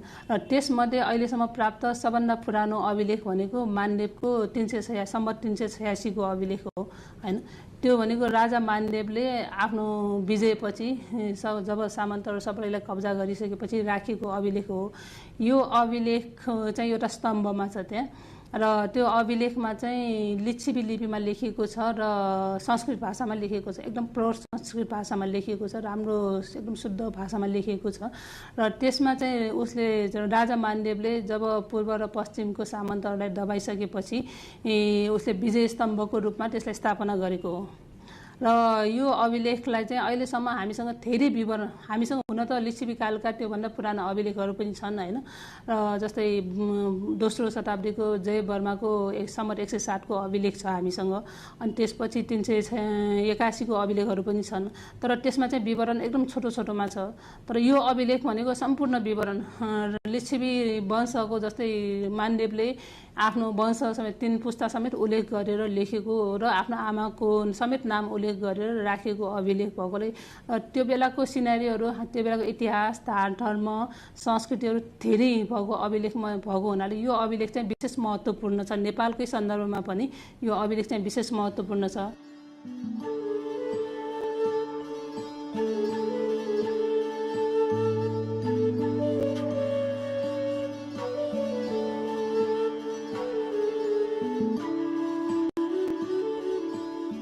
चाङ्गु नारायण क्षेत्रमा भएका मन्दिर या मन्दिर वरिपरिका अन्य स्मारक र पुरातात्विक वस्तुहरूको हामीले संरक्षण सम्वर्धनलाई हाई प्रायोरिटी दिएर चाहिँ काम अगाडि बढाएका छौँ। हाम्रो भक्तपुरमा स्मारक संरक्षण तथा दरबार हेरचाह कार्यालय अफिस छ, युनिट अफिस छ। त्यो युनिट अफिसको कामै के हो भने भक्तपुर वा विश्व सम्पदा स्थल चाङ्गु नारायण समेतको हाम्रो जुन कार्यक्षेत्र छ, हाम्रो मापदण्ड छ, त्यो मापदण्ड कार्यक्षेत्र अनुसार सञ्चालन, व्यवस्थापन, संरक्षण गर्नु नै यसको मुख्य कार्य हो। त्यो अफिस, युनिट अफिसबाट ती कार्यहरू त्यहाँ भइरहेको छ। त्यही कारणले नै हामीलाई युनेस्कोले भूकम्प पछिको पुनर्निर्माण या भूकम्प पछिको स्ट्याटस क्लियर गर्ने सन्दर्भमा त्यो अफिस र स्वयं पुरातत्व विभागले त्यसको संरक्षण कार्य अगाडि बढाएको अवस्था छ।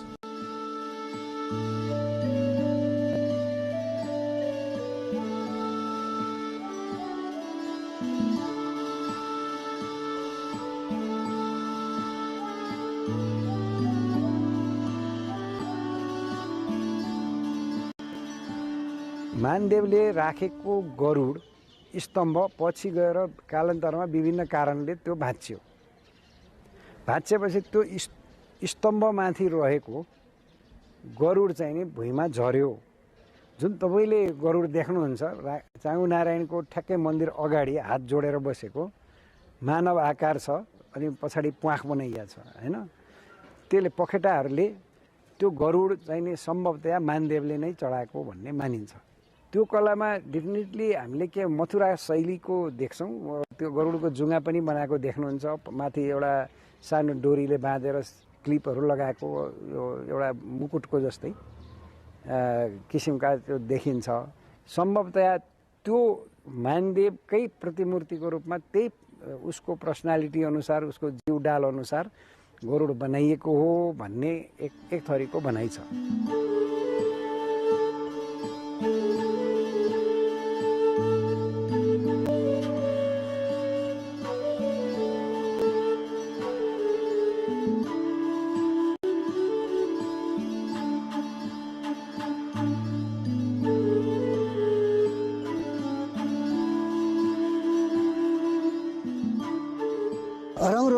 वार्षिक योजना होइन, यो 61 वर्षपछि भएको यो भगवान नारायणले नै पुजारी नियुक्ति गरेको हुनाले त्यो वंश परम्परागत अहिले हामी चाहिँ यहाँ पुजारी बनिएका छौँ र त्यही वंश मात्रै पूजा गर्नुपर्ने भएको हुनाले यहाँका पुजारीले आफ्नो बुवा आमा बित्नु भए पनि जुठो बार्न पाइन्न। यहाँ अविच्छिन्न रूपमा चाहिँ पूजा चलाउनुपर्छ। त्यो चलन अहिलेसम्म चलिआएको छ। मन्दिर 4.5-5 जति खुसिया हुन्छ। पढेलहरूले नित्य पूजाको लागि यहाँ छुट्टै एउटा धारा छ, जसको नारायण हिटी भन्छौँ हामी। त्यहाँबाट चोख पानी ल्याएर त्यो चोख पानी ल्याएर पनि एउटा कठिन छ। चोख पानी ल्याएर के कोही बिसाएर थाप्न नहुने होइन, अनि कसैले छुनु नहुने, नाङ्गो खुट्टा यहाँसम्म हिँडेर आउनुपर्ने। अनि यहाँ ल्याएर मन्दिर खोलिसकेपछि अनि चोख पानी भित्राएर त्यहाँ पूजा सामान तयार भइसकेपछि करिब 8-9 बजेतिर प्रायः भगवानको पूजा हुन्छ। पूजा षोडशोपचारले हुन्छ। अनि त्यो पूजा पश्चात चाहिँ हामीले खिर नैवेद्य पनि चलाउनु पर्ने हुन्छ। पहिला मन्दिर बन्द हुन्थ्यो, अब त बन्द हुन छोड्यो। अहिले त प्रायः दिनभरि नै खोल्छ र साँझ चाहिँ नित्य आरती पनि हुन्छ र यो पूजा आरती गर्दा बाजा बजाउने चलन पनि छ।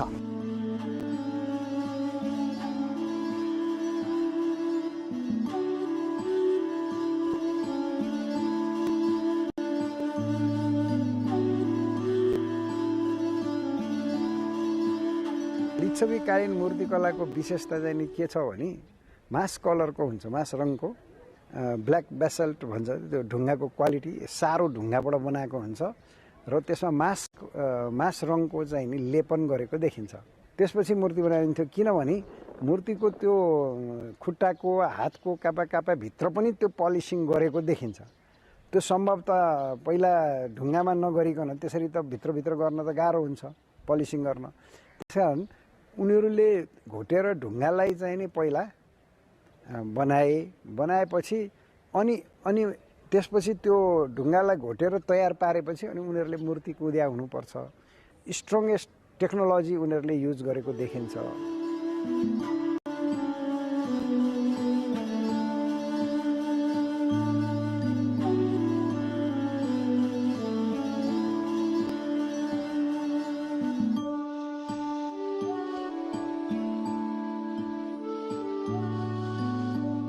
बर्माको अभिलेख छ, जुन चाहिँ गरुड अहिलेको तपाईँले त्यहाँ चाङ्गुमा जानुभयो भने ठ्याक्क त्यसको गरुडको पछाडि एउटा अंशु बर्मा र शिवदेवको अभिलेख पनि छ। त्यो अभिलेख पनि लिच्छवीकालको सामाजिक व्यवस्था अर्थव्यवस्थाहरू बुझ्नको लागि चाहिँ महत्त्वपूर्ण अभिलेख हो। र अर्को महत्त्वपूर्ण अभिलेख भनेको गरुडको पादपीठमा जुन हाम्रो लिच्छवीकालको चाङ्गु नारायणको पादपीठमा रहेको जुन अभिलेख छ नि, त्यसमा चाहिँ त्यो चाङ्गु नारायणको जुन मूर्ति स्थापना गरेको त्यसको जीर्णोद्धार गरेको सम्बन्धी चाहिँ त्यो अभिलेखमा चाहिँ उल्लेख छ। अभिलेखहरू अध्ययन गर्ने, तिनीहरूको विश्लेषण गर्ने, तिनीहरूको लिप्यान्तर गर्ने, प्रतिलिपि उतार गर्ने, तिनीहरूको सङ्कलन गर्ने कामहरू अभिलेखालयले गर्छ। र जस अनुसार हामीले त्यहाँको अभिलेखहरू लिप्यान्तर गरेर अथवा उतार गरेर ल्याएर तिनीहरूको प्रतिलिपि चाहिँ यहाँ सुरक्षित गरिसकेको छ। पुरै लिप्यान्तर गरेर भाषान्तर गरेर पब्लिस पनि भइसकेको छ त्यो जुन चाङ्गुको अभिलेख छ।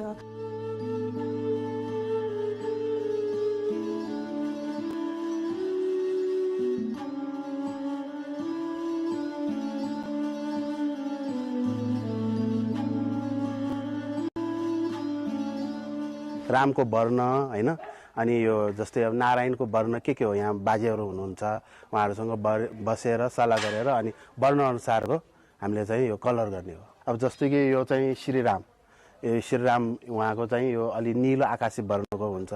अब माथि भयो नरसिंह सेतो वर्णको हो। यतापट्टि चाहिँ वामन वर्ण भयो, वामन चाहिँ हाम्रो स्किन कलर अरेन्ज कलरको हो। यो सबै त्यहाँ चाहिँ वर्णहरू हुन्छ अनि त्यही अनुसारले हामीले गर्ने हो।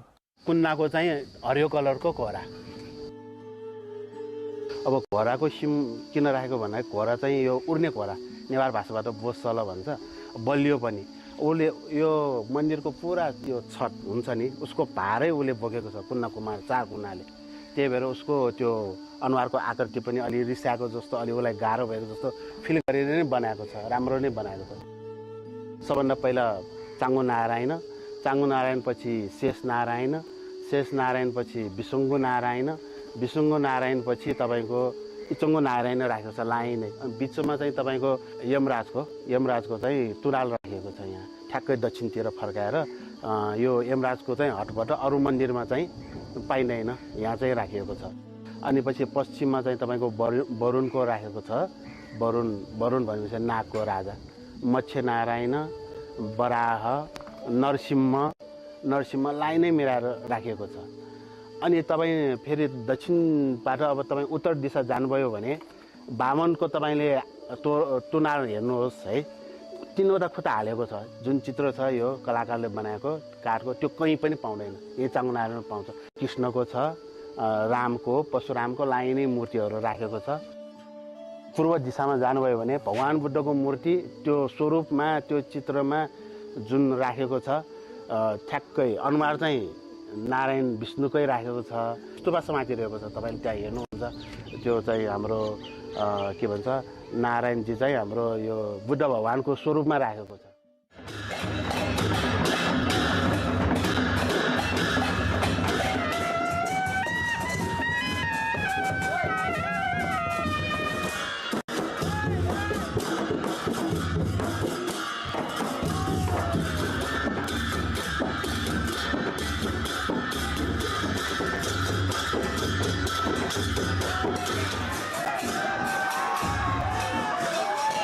हाम्रो चाङ्गो नारायण भने विष्णु धर्म अथवा वैष्णव धर्मको मुख्य थलो हो भनेपछि त्यसलाई चाहिँ फेरि बुद्धिस्टहरूले चाहिँ तपाईँको पनि लोकेश्वरको रूपमा पूजा गर्छन् त्यहाँ हैन।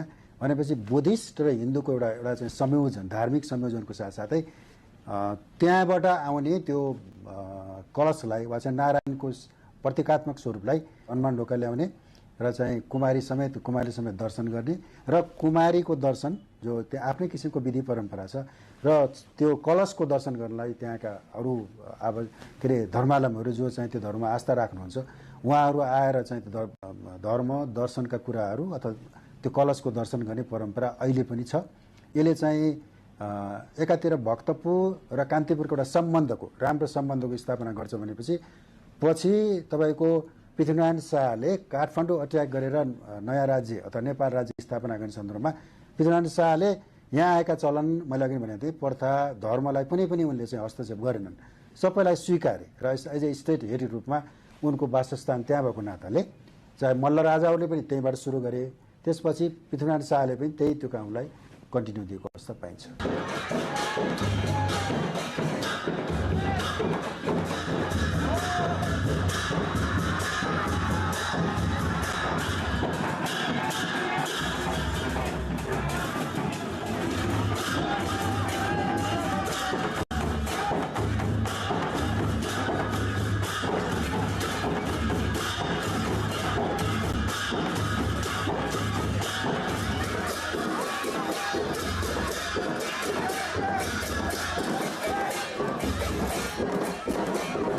यहाँको मुख्य यात्रा भनेको वैशाखमा हुन्छ र जो यात्रा यहाँको लागि होइन कि यो चाहिँ पारी काठमाडौँ जिल्लाका दाछी, ब्रह्मखेल, थली, इन्द्रायणी, बदरबास आदि ठाउँ पनि यो यात्रा चल्छ। हामी यहाँबाट कलश बोकेर खाली पेट हिँडेर हामी जमल पुग्छौँ, काठमाडौँ जमल पुग्छौँ।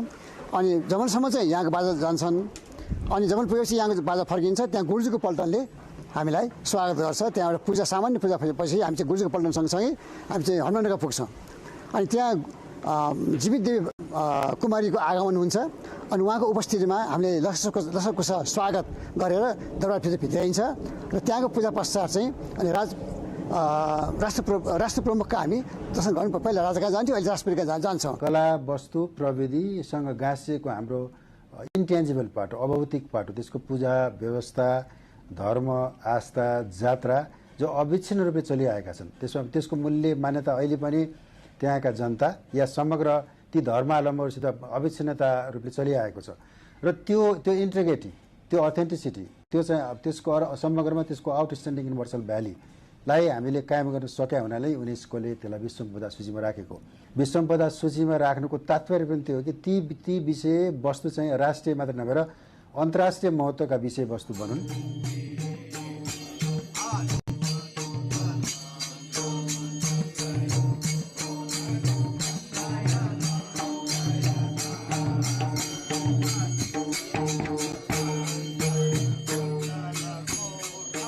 चाङ्गु नारायणमा एउटा विष्णु विश्वरूपको मूर्ति छ। त्यो मूर्तिको तल पाताल लोक देखाइएको छ, नागकन्याहरू छन्। त्यसपछि पृथ्वीले दुईटा काँधमा स्त्री रूपमा पृथ्वीलाई प्रतिनिधित्व गरेका छ। काँधमा दुईटा पाइताला राखेर भगवान विष्णु उभिया छन्।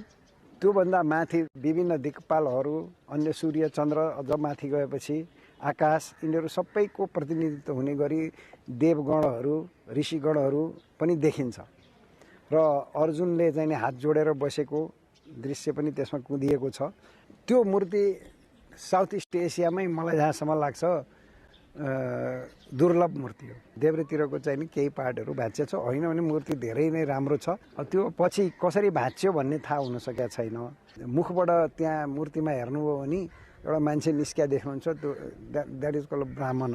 अनि बाहुबाट पाखुराबाट चाहिँ नि क्षेत्रीय निस्केको देख्नुहुन्छ। तिघ्राबाट चाहिँ नि त्यसै गरी मान्छे सानो सानो मान्छेको मूर्ति बनाएको छ, त्यो निस्किया देख्नुहुन्छ जो वैश्य हो। वैश्यपछि पाइतालामा चाहिँ नि खुट्टामा हेर्नुभयो भने त्यहाँ शूद्र निस्केको भनिन्छ।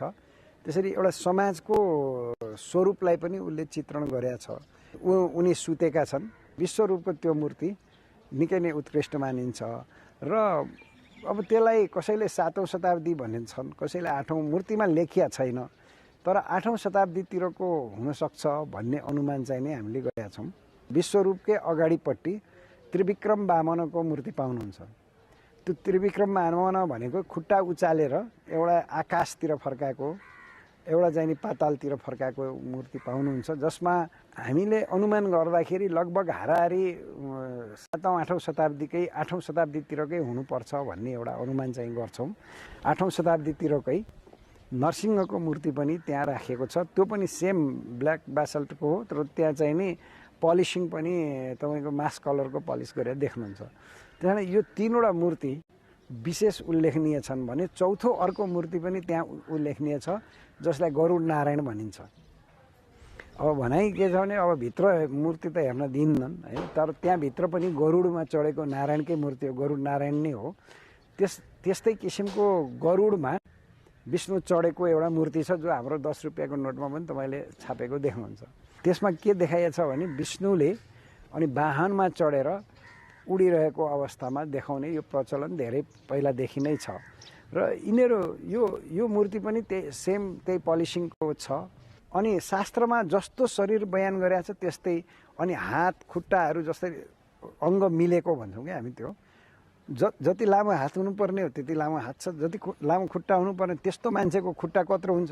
उसले त नाइटोदेखि नै नापेर मूर्तिहरू बनाउने, माथिल्लो भाग तल्लो भाग कति छ त्यो अनुसारको समायोजन गरेका छ।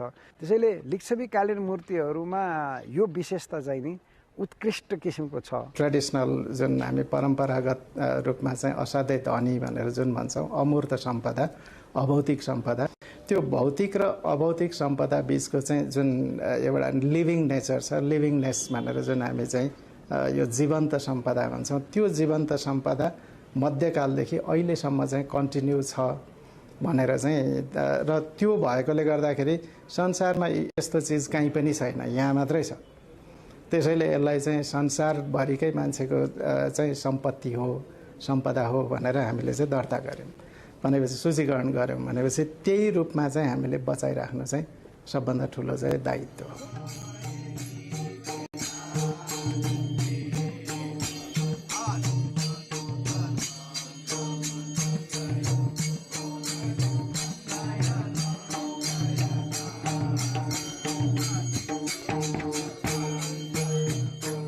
चाङ्गु नारायणको मन्दिर चाहिँ मानदेवको पालामा त्यो अभिलेख एकदम स्थापना भइसकेको, योभन्दा धेरै अगाडि स्थापना भइसकेको र लोकप्रिय र अब विशेष महत्त्व भएको मन्दिर भनेर हामी बुझ्छौँ।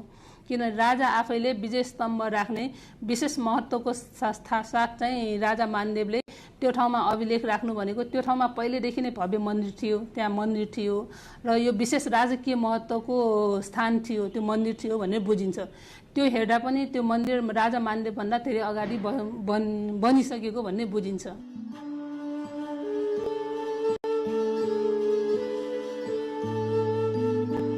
वास्तवमा त्यो स्तम्भ अहिलेको ठाउँ चाहिँ ओरिजिनल होइन, यतापट्टि तपाईँले मन्दिरको अगाडि हेऱ्यो भने सानो खण्डित अभिलेख छ, त्यहाँ भएको हुनुपर्छ त्यो अभिलेख।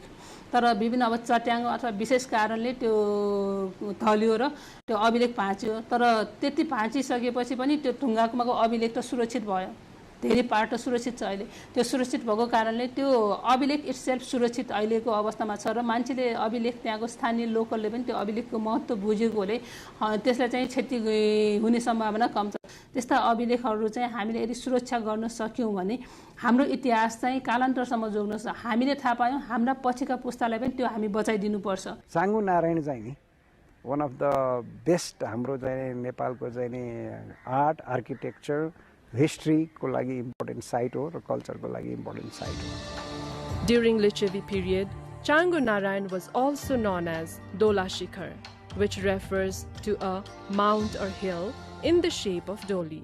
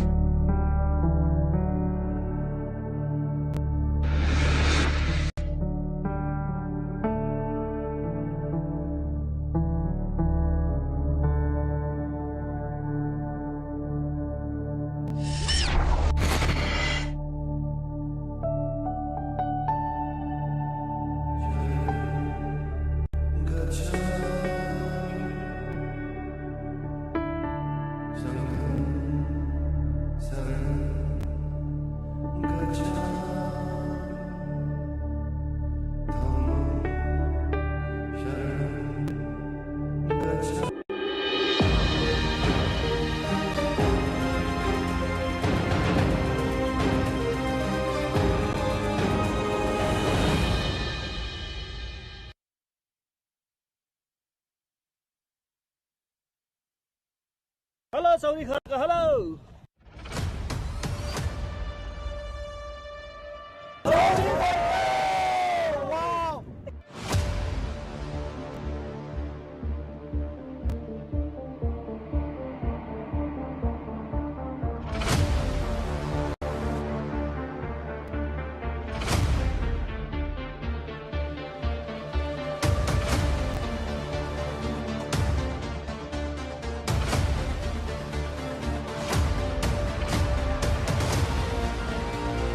एकदमै राम्रो रहेछ रिफ्रेस्ड फिल भयो त्यो के होसबाट अलि टाढा आएको जस्तो यहाँसम्मको एउटा केबल कार भइदिए एकदम बेटर हुन्थ्यो जस्तो लाग्छ मलाई माहौल अथवा यहाँको वातावरण यति रमणीय छ कि यसलाई शब्दमा वर्णन गरेर पनि साध्य छैन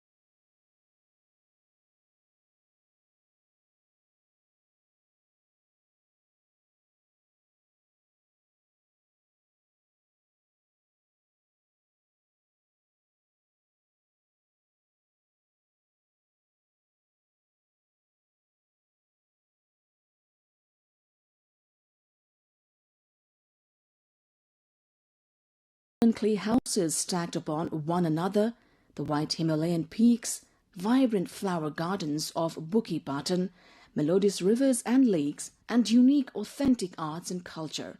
All of these make Eastern Rukum a place that captivates every visitor.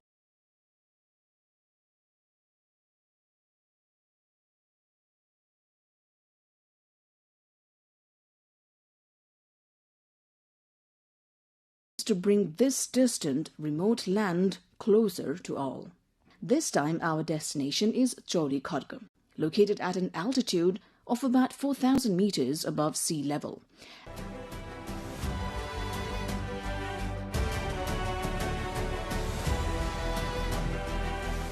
Our trek begins at Pati Halune.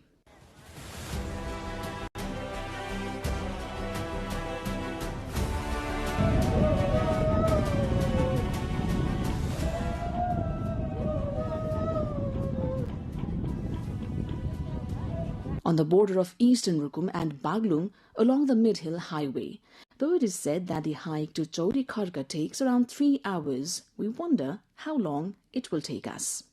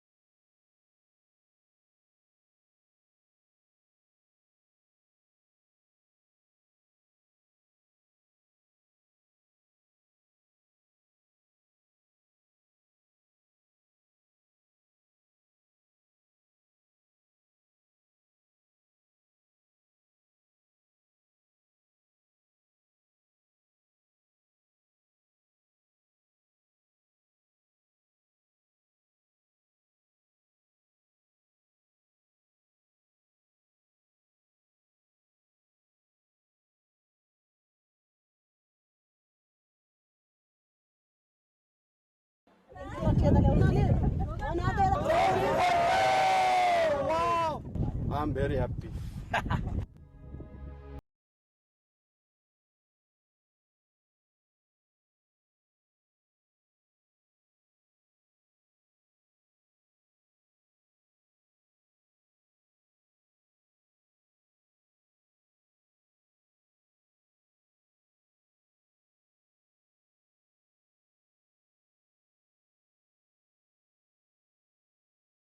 हामीले यस्तो मजाको सिन हेर्न पाइएन अहिले चाहिँ त्यही अब आज हजुर बिहान 5 बजेबाट ल्याएको हिजो बेलुका त पुरै कुहिरो दियो यहाँ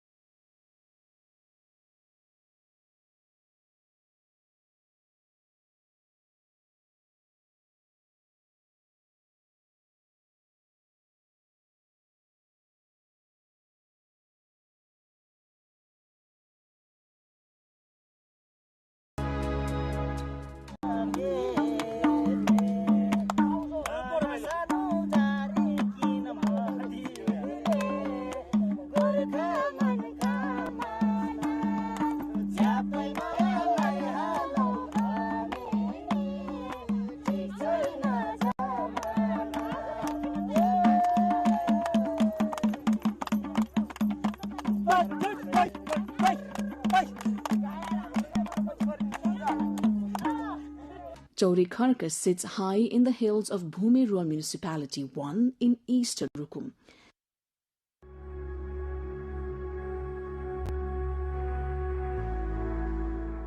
It is truly a rare gift of nature, beyond words to fully describe.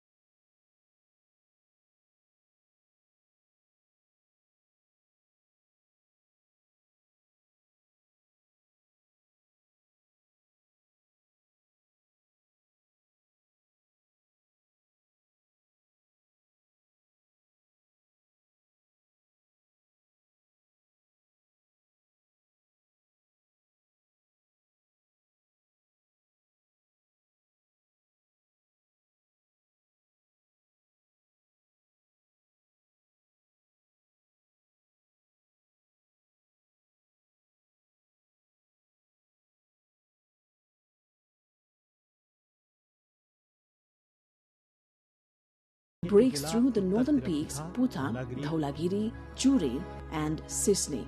They reveal themselves in full grandeur. Rivers flowing through the valleys, including the northern Ganga and Nisel Dhor, together with the backdrop of Dhor Patan, enchant every traveller. The meadows of Chauri Kharka bloom with colourful flowers. Among them, cows, sheep and horses graze peacefully, creating a scene that feels almost dreamlike.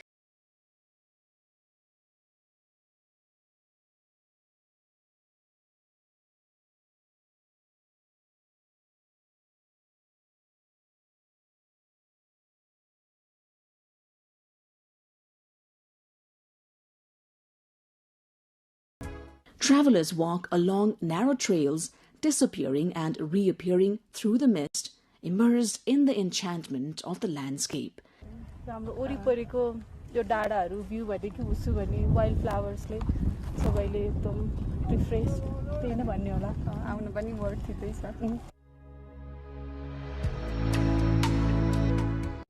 The weary faces of trekkers brighten as they take in these views, and you can clearly see joy and wonder reflect.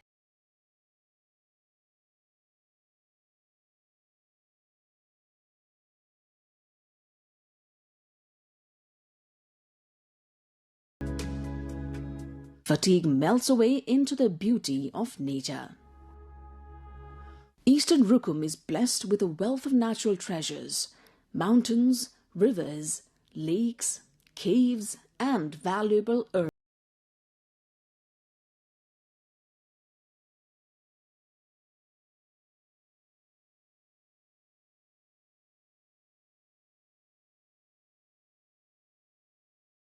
In recent years, Chauri Kharka has become an increasingly popular destination for domestic travelers, drawing visitors eager to witness its natural magnificence.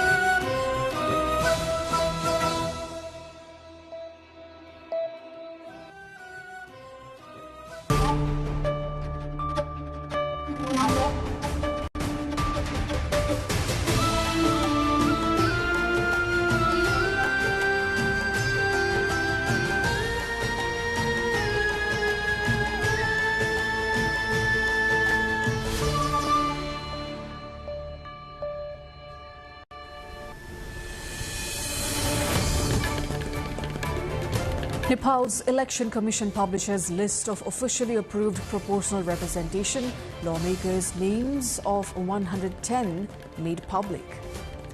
Paplajung students protest Inisha Bika's murder. Home Minister pledges thorough investigation amid national outcry. One killed in alleged hunting incident inside Bardia National Park. 5 others flee after informing victim's family. Fuel shortages and global supply issues drive push for rapid EV transition. Nepal ranks second globally in EV adoption as sales surged by 73%. At least 10 killed after a fire broke out in a trauma center of government hospital in India's Odisha. And Nepali football clubs launch a sit-in over unilateral league scheduling. Teams demand better governance and accountability from association.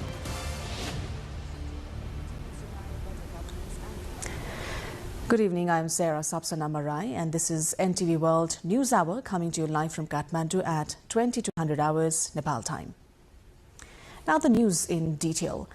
Nepal's Election Commission has disclosed a list of 110 members of parliament who have been elected in accordance with the law under proportional representation electoral system following the designated cluster. The published list reveals that 57 members of parliaments were elected from Rashtriya Swatantra Party under this system. 20 lawmakers were elected from Nepali Congress, 16 from Communist Party of Nepal Unified Marxist-Leninist, 9 from Nepali Communist Party NCP, and 4 each from Shram Sanskriti Party and Rashtriya Prajatantra Party. It was shared in a statement issued today by Krishna Bahadur Raut, Commission Secretary and Returning Officer for Proportional Representation System. In the election held on March 5, a total of 11.28 million votes were cast for proportional representation, with 10.8 million deemed valid. Students from Pathibhara campus in Taplejung held a protest rally in Phungling to demand justice for Inisha Bika, who was raped and murdered.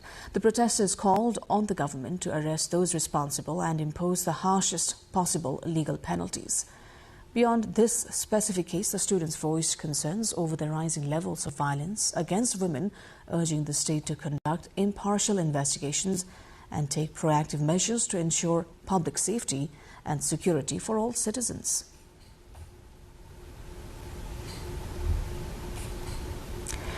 Meanwhile, the family of 16-year-old Inisha Bika, who was raped and murdered in Surkhet on March 7, is calling for a swift and transparent investigation. Her brothers recently met with Home Minister Om Prakash Aryal to demand strict legal action against those responsible for the crime, which occurred in a community forest near Birendranagar. Minister Aryal assured the family that a thorough investigation is currently underway and that the perpetrators will be brought to justice.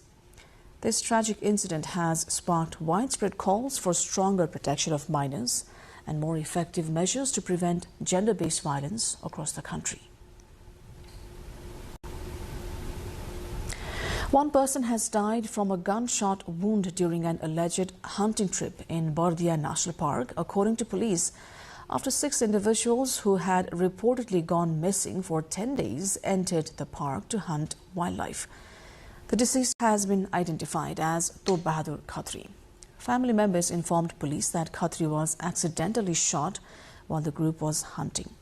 Following the incident, the 5 companions who were with him reportedly returned to their villages and informed the family about the death before fleeing to India. According to District Police Office in Surkhet, the group of 6 had entered the national park on March 7. The group included 5 people from Barahatal Rural Municipality 1 and 1 from Lake Basin Municipality 8. Earlier on Sunday morning, a local resident, Ase Matara, reported to the Ranighat police post that 6 individuals, including his brother-in-law, Tob Bahadur Khatri, had gone hunting and had lost contact. However, during the course of the investigation, police discovered that the other 5 members of the group had already returned to the village. Local residents told reporters that the 5 fled toward India out of fear of punishment after their companion died from the gunshot. Police have said that further investigation into the incident is currently ongoing. And Nepal is facing significant fuel supply disruptions due to global conflicts, prompting experts to push for a rapid shift toward electric vehicles to reduce import dependency. Over the past year, EV sales in the country surged by 73%, with Nepal now ranking second globally in adoption behind only Norway. Last fiscal year, the country imported over 13,600 electric vehicles, the majority of which were four-wheelers. Industry leaders are now urging the government to make electric power mandatory for public transport and to improve local accessibility, especially as shortages of cooking gas and petrol continue to impact daily life. More on this on our issue of the day later in the bulletin. At least 10 people have been killed following a fire in the trauma care unit of a hospital in Odisha, India, early Monday morning. Chief Minister Mohan Charan Majhi stated that a short circuit likely caused the blaze, which broke out while 23 patients were undergoing treatment in the intensive care unit. In response to the tragedy, Prime Minister Narendra Modi announced financial assistance from the National Relief Fund, providing 200,000 rupees to the families of the deceased and 50,000 Indian rupees to those injured. Officials are continuing to investigate the incident as the state mourns the loss of life. Several football clubs in Nepal have launched protests against the All Nepal Football Association after it unilaterally announced the A-Division League would start on April 13. Club officials staged a sit-in at the association's headquarters, presenting a 7-point demand and accusing the leadership of failing to honor previous agreements. This movement follows similar protests from Nepal Football Players Association, which criticized the administration for prioritizing internal elections over regular sporting activities. The clubs have stated that their protests will continue until the association addresses their demands and ensures proper governance in Nepali football. Coming up after the break, fuel prices go up as Nepal Oil Corporation announces a midnight hike for petrol and diesel. But as the cost of traditional fuel climbs, Nepal is surprisingly surging ahead as a global leader in electric mobility. We'll take a look at the shift toward cleaner transport and what's driving the country's EV revolution in our issue of the day. Stay with us.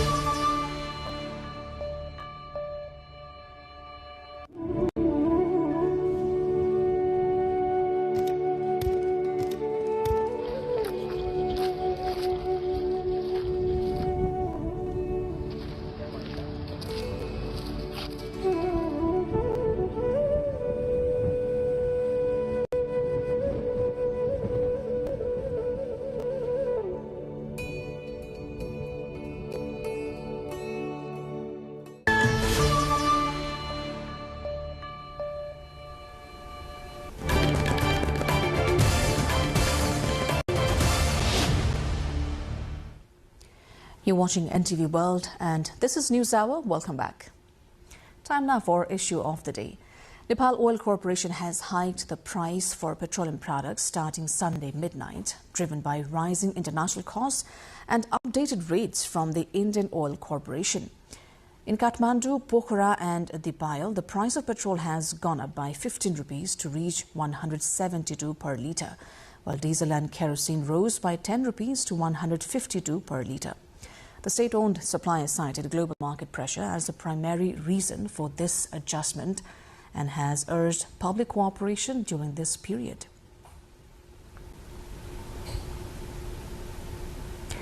Meanwhile, Nepal is emerging as a surprising global leader in electric mobility, with electric vehicles making up 73% of new car sales in 2025, second only to Norway. Driven by hydropower-based electricity, favorable tax policies and rising fuel prices, the country is rapidly shifting toward cleaner transport, though expanding charging infrastructure and lowering EV costs remain key challenges. Our colleague Diksha Awasthi explores the ways to make Nepal's mobility, in fact, cleaner and sustainable. Nepal is quietly becoming a global leader in electric mobility. In 2025, the country ranked second globally in the share of new electric car sales, surging to 73% from just 8% in 2019. Norway tops the list, where nearly 97% of newly sold cars are electric. This places Nepal ahead of many developed economies in the transition toward cleaner, sustainable transport. The surge is also visible in import data. In fiscal year 2024-25, according to the Department of Customs, Nepal imported 44,534 electric vehicles, including scooters, motorcycles, three-wheelers, cars, vans, microbuses, and buses worth over 43.99 billion rupees. As of mid-2025, Nepal has also significantly expanded its electric vehicle infrastructure with around 1,511 charging stations across the country. Experts say several factors are driving this shift: lower import taxes on EVs, rising fuel prices, and Nepal's clean electricity largely generated from hydropower. Because over 90% of Nepal's electricity comes from hydropower, EVs offer a cleaner and more sustainable alternative to fossil fuel vehicles. The benefits of EVs are significant. They reduce fuel imports, lower carbon emissions, and help tackle air pollution, a major concern in cities like Kathmandu, who also ranks as the most polluted city globally. EVs also cost far less to operate compared to conventional vehicles. However, challenges remain. Charging infrastructure outside major cities is still limited, battery recycling systems are underdeveloped, and the high upfront price of EVs continues to discourage many buyers. Experts say that for Nepal to sustain this momentum, the government must expand nationwide charging networks, maintain stable tax policies, encourage EV assembly or manufacturing, and electrify public transport systems just as buses and taxis. And this is where the automobile industry also sees room for improvement. इभी कसरी बढ्छ पनि अब आजको दिनमा sales कसरी बढाउने भन्दा loan to भ्यालुको कुरा छ। पहिला हामीसँग 80% लोन चाहिँ बैंकबाट फाइनान्स हुन्थ्यो भने आजको दिनमा चाहिँ हामी 60% मात्रै फाइनान्स गरिरहेको छौं। भन्दा त्यो चीजलाई चाहिँ हामीले पहिलाको जस्तै गरेर 80% बढाउन सक्यौं। एउटा आम नागरिकले चाहिँ गाडी चढ्न सक्ने अवस्था बनाउन सक्यौं र म पनि गाडी चढ्न सक्छु है नेपालमा बसेर भनेर सरकारले त्यो गर्न सक्यो भने मलाई लाग्छ बिस्तारै यातायात सबैको पहुँचमा पनि पुग्छ। अनि त्यो यातायातको पहुँच पुगिसकेपछि जुन हिसाबले अहिले बिस्तारै ईभी बढिरहेछ पेनिट्रेसन अनि ईभी को पनि माग बढ्ने अनि सबैजनाको सहज र सहजता हुने भए कारणले गर्दा वातावरण मैत्री हुने। As Nepal accelerates its electric mobility journey, the challenge now is not just increasing EV imports, but building the infrastructure, policies, and industry that can sustain a truly green transport future. Nepal is already the world's second largest EV importer by percentage, with enormous hydropower potential to generate electricity. The country holds a rare advantage: the ability to power its future mobility with its own renewable energy. Diksha Awasthi with camera person Anup Khimere reporting for NTV World. Nepal is racing ahead in the global shift to electric mobility, with electric vehicles now dominating the country's new vehicle imports. Powered largely by clean hydropower and strong policy support, the transition is rapidly reshaping the nation's transport future. Diksha Awasthi takes a look. Nepal is rapidly accelerating ahead in electric mobility. In the fiscal year 2024-25, the country imported 44,535 electric vehicles worth nearly 44 billion rupees, contributing 22.76 billion rupees in government revenue. Among these, 13,578 were cars, jeeps, and vans, while 16,505 were electric three-wheelers. EV imports have surged dramatically over the last few years, from just 250 vehicles in 2020-21 to over 44,000 last year. Today, electric vehicles make up about 73% of four-wheeler imports, one of the highest adoption rates globally. Most EVs come from China and India, with smaller numbers imported from Indonesia, South Korea, Germany, and the US.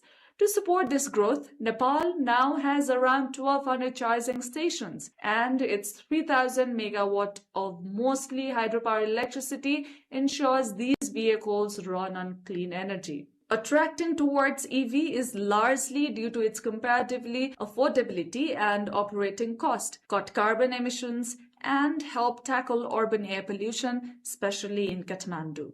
Looking ahead, the government aims for 90% of private vehicle sales to be electric by 2030, alongside 60% electrification of public passenger vehicles, signaling Nepal's commitment to a cleaner, greener transport future.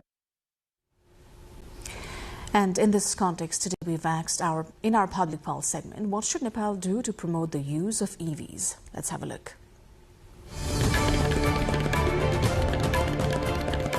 Many people who are trying to switch EV vehicle are the people who are currently in job. They want proper banking facilities. If the government can provide a proper banking facilities and awareness campaign, then people will easily switch to EV. EV गाडी चाहिँ अब जे भए पनि विद्युतीय गाडी हो. पेट्रोलहरु बाहिरको देशबाट ल्याउन पनि परेन.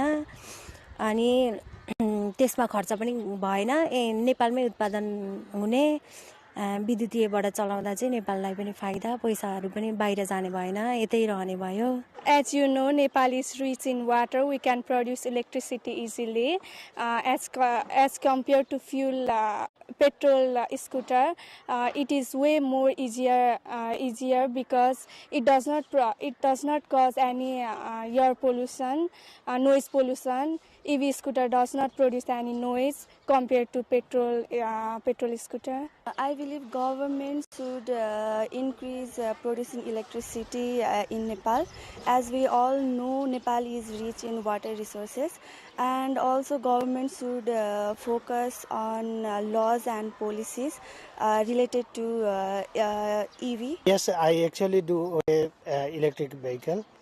This about its significance, as you asked me, I find it very comfortable. The seat capacity is actually I can just bring 2 or 3 person onto it, so it's quite comfortable on that aspect as well. And again, as I find itself to be very value for money as well.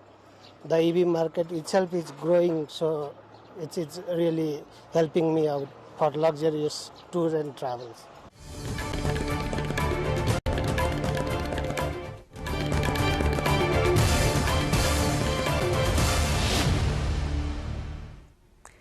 That wraps up our issue of the day. Coming up next, Nepal enters a dangerous forest fire season as climate change and human activity fuel a growing crisis. With 7 major fires already reported in just the last 2 days, we'll look at the government's new emergency action plan and whether it's enough to protect the country's vulnerable landscapes. I will cover story after this break.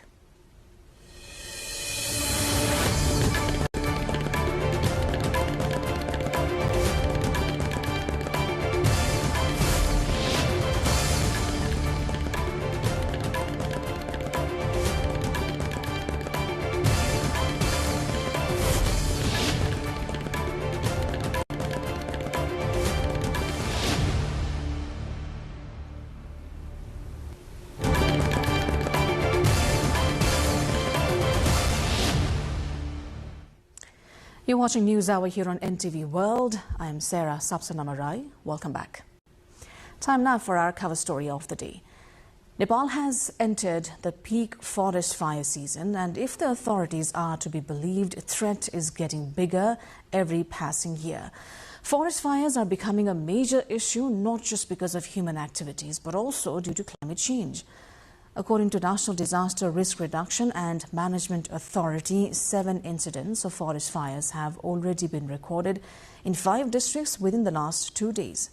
The government has launched a nationwide effort to prevent further damage, but the effectiveness of the campaign is still being questioned. Smithu Gising-Tamang brings a report. Forest Fire Awareness Week has begun across Nepal. But this year, the fires aren't waiting for the campaign to catch up. Recent data tell a worrying story. Between 2012 and 2024, the frequency of forest fires more than doubled in Nepal, and more than 300 incidents were recorded in just the first 2 months of 2025, even before the peak season began. From April 2025 to mid-March 2026, 253 incidents of forest fire, including some human casualties, have been reported. Climate change is making the dry season last longer and more severe in Nepal, thus making more than 45% of the land area covering forests of the country prone to fire. National Agricultural Drought Watch had already issued an advanced drought warning in 2025, with the majority of districts, especially in the western region, experiencing moderate to severe drought conditions. Prolonged dry winters and increasingly frequent spring droughts or the flash droughts are now major drivers of how fast and far fires spread across Nepal. वनमा हुने आगलागी पछिल्लो समयमा निकै बढेर गएको छ। पछिल्लो समयमा जलवायु परिवर्तनसँग पनि जोडेर वन क्षेत्रमा हुने आगलागीलाई हेर्ने गरिएको छ, किनभने तापक्रम दिन प्रतिदिन बढ्दो छ। गर्मी दिनहरू झन् धेरै गर्मी बनेका र लामो समयसम्म त्यो तातोपन भनौं अथवा चाहिँ त्यो गर्मीपन हुँदाखेरि चाहिँ वन क्षेत्रमा सुकेर रहेका पातपतिंगरहरू प्रशस्त मात्रामा ज्वलनशील हुने र त्यो ज्वलनशील चाहिँ एउटा क्षेत्रबाट ठूलो क्षेत्रमा पनि फैलिने र यसलाई सिधै जलवायु परिवर्तनसँग जोड्ने गरिएको छ। Nepal's forests, which took more than 6 decades to restore, now face a worsening wildfire reality with limited resources and few effective strategies to prevent or fight them. At the same time, forest fires release large amounts of carbon dioxide and pollutants, further accelerating climate change and worsening air quality. Recently, Kathmandu recorded some of the highest air quality index levels, and environmental experts say forest fires across the country are among the contributing factors. Experts say Nepal needs a climate-adapted fire management strategy before the peak season arrives. जलवायु परिवर्तनले पनि one डढेलोलाई चाहिँ थप निम्त्याउनमा चाहिँ योगदान गरेको नै देखिन्छ। किन भन्दा जस्तै हामीले जुन जलवायु परिवर्तन पहिला नहुँदाखेरि जति वन डढेलो हुन्थ्यो त्यसको ट्रेन्डमा चाहिँ अहिले जुन यो सुक्खा समय बढ्दै जाँदाखेरि, समयमा पानी नपर्दाखेरि वा मनसुन पनि ढिला चाँडो सुरु हुँदाखेरि यसले पनि ओभरअल क्लाइमेटमा परिवर्तन ल्याउने, हावाको गतिहरू, सुक्खापन र मोइस्चराइजरका कुराहरू यसले गर्दाखेरि पनि वन डढेलोलाई चाहिँ तीव्रता दिनमा महत्त्वपूर्ण भूमिका खेल्ने भएको भएर जलवायु परिवर्तनले वन डढेलो वृद्धि हुनमा योगदान चाहिँ गरेको देखिन्छ। Protecting forest is not possible with the efforts of the government alone. The week-long celebration might be aimed at raising awareness through publicity, but the effectiveness of the campaign lies on whether the penetration reaches up to the target group or not. Smitu Gising Tabang reporting for NTV World. Now, with forest and wildfires intensifying worldwide and Nepal entering its most vulnerable dry months, the National Disaster Risk Reduction and Management Authority has introduced a new action plan to address this risk. A report by Bijeta Bhandari. Forest fires are increasing across the world in scale, duration, and intensity in the last 25 years. According to the World Resources Institute, forest fires between 2001 and 2024 have burned more than twice the amount of trees. From record-breaking blazes in Canada to Russia, global data shows that forest fires are no longer isolated disasters but a recurring climate-driven crisis. They destroy ecosystems and forests, release massive carbon emissions, and threaten lives and livelihoods.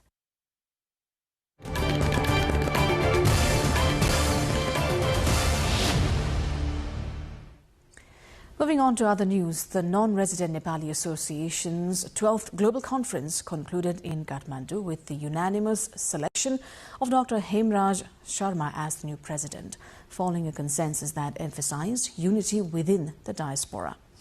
Addressing the closing ceremony, Prime Minister Sushila Karki congratulated the new leadership and reiterated the government's focus on creating long-term investment structures. Karki praised NRNs as Nepal's goodwill ambassadors, noting that their contribution is vital for building both economic and social capital. The Prime Minister emphasized that mobilizing NRN resources in a transparent and secure manner remains a top priority as the country transitions toward stability following recent general elections.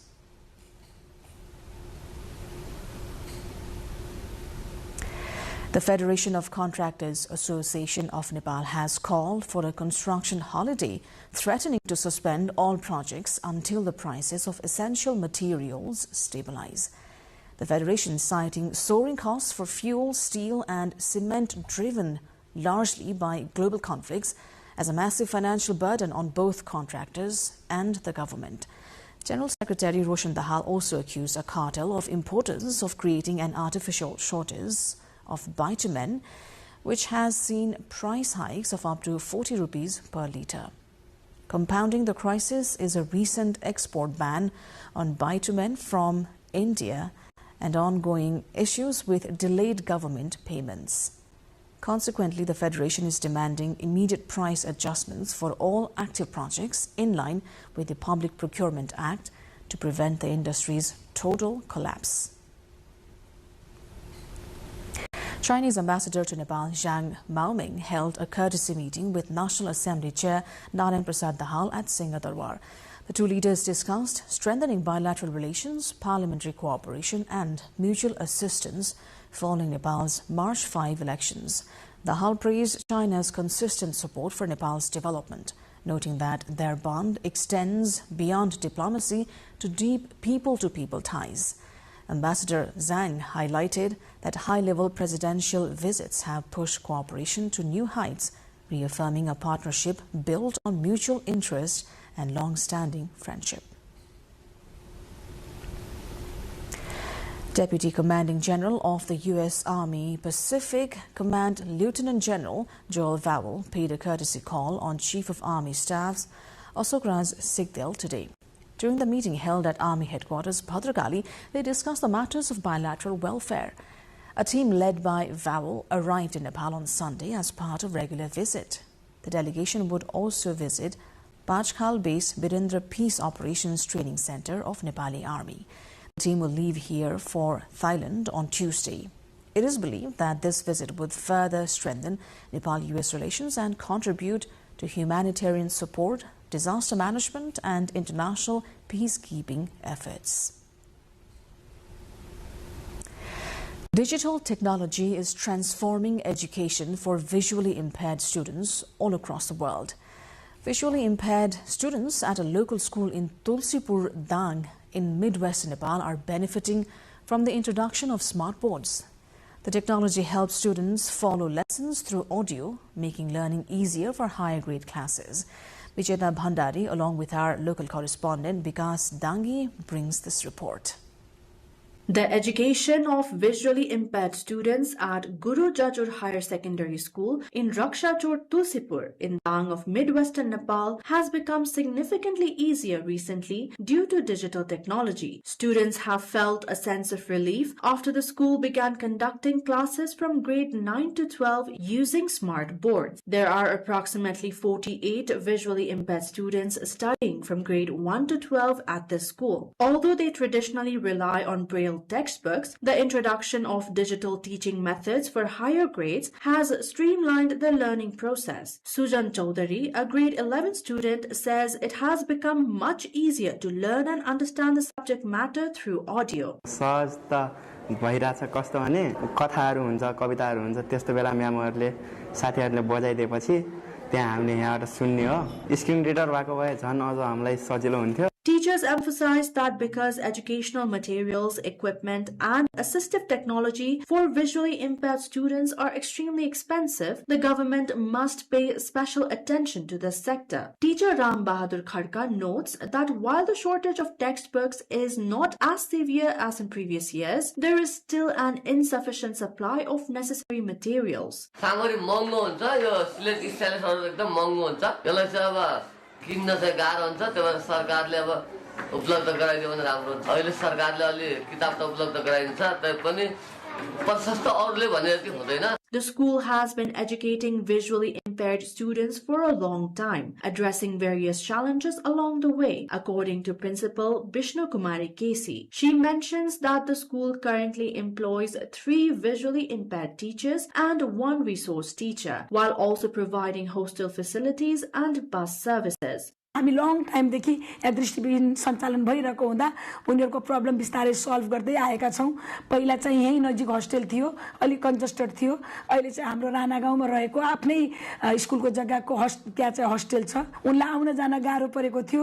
त्यही भएर हामीले त्यो बसको सुविधा त्यहाँ पनि पठाइदिएका छौं. While Braille remains the primary foundation for the education of the visually impaired students, digital learning has added a new ray of hope to more than 145,000 people living with visual impairment in Nepal. While the Braille system was introduced in Nepal's academic field more than 60 years ago, its accessibility and quality assistive technology delivery needs much more work. The use of technology in teaching visually impaired students in Dang might serve as an example to the rest in educating students with visual impairments. International news coming up next. For now, a quick recap of the headlines. Nepal's Election Commission publishes lists of officially approved proportional representation lawmakers. Names 110 members of Nepal's lower house made public. Baptism students protest Anisha Biker's murder. Home Minister pledges thorough investigation amid national outcry. 1 killed in alleged hunting incident inside Bardia National Park. 5 others flee after informing victims' family. Fuel shortages and global supply issues drive push for rapid EV transition. Nepal ranks second globally in EV adoption as sales surged by 73%. At least 10 killed after a fire broke out in trauma center of a government hospital in India's Odisha. And Nepali football clubs launch sit-in over unilateral league scheduling. Teams demand better governance and accountability from association.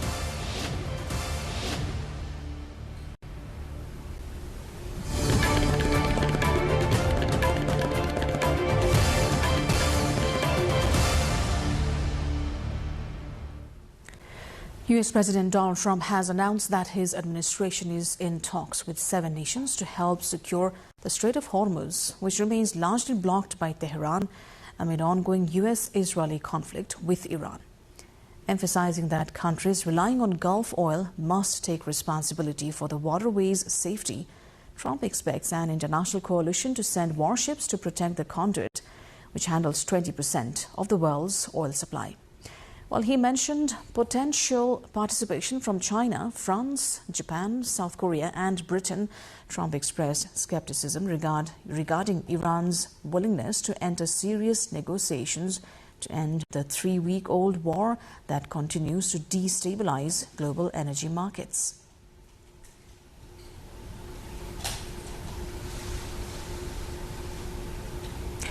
Meanwhile, Japanese Prime Minister Sanae Takaichi has said Japan is not currently considering ordering maritime security operations, adding it was difficult legally despite calls from U.S. President Donald Trump for other countries to send warships to help protect the Strait of Hormuz. 仮にこれをですね、私が承認し、防衛大臣が発令をした場合に、やはり相手方として国または国に準ずる組織が想定される場合というのは派遣ができない、こういうことになっております。非常に法的には難しいということです。In the meantime, Beijing has called for ceasing military operations to prevent greater impact on global economic development after U.S. President Donald Trump urged NATO partners and China to help reopen Strait of Hormuz, the critical conduit for crude that Iran has effectively closed as major economic players began releasing oil reserves to ward off supply disruptions. 霍尔木兹海峡及其附近的水域近期局势紧张，冲击国际货物和能源贸易通道，破坏了地区和世界的和平稳定。中方在此呼吁各方立即停止军事行动，避免紧张事态进一步升级，防止地区的局势动荡对全球经济发展造成更大影响。 And responding to the largest supply disruption in history, the International Energy Agency has ordered the immediate release of 400 million barrels of oil from its emergency reserves. This historic collective action, triggered by the ongoing conflict in the Middle East, will see barrels from Asia and Oceania hit the market immediately, while reserves from Europe and the Americas will follow at the end of March. The coordinated drawdown consists of 72% crude oil and 28% refined products, intended to stabilize global trade following the effective closure of Strait of Hormuz. While the IEA describes this as a critical buffer for global energy security, it emphasizes that long-term stability depends entirely on the safe resumption of shipping through the region.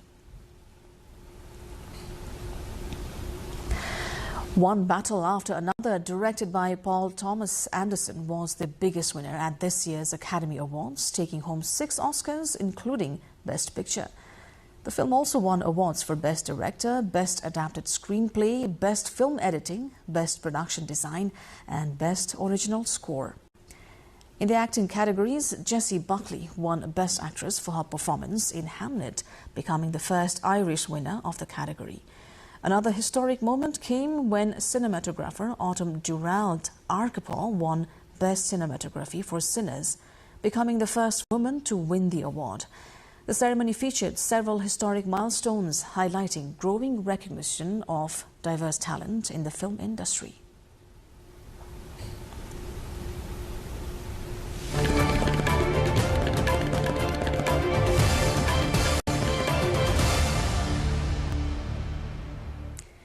Business news coming up next. For now, a short breather.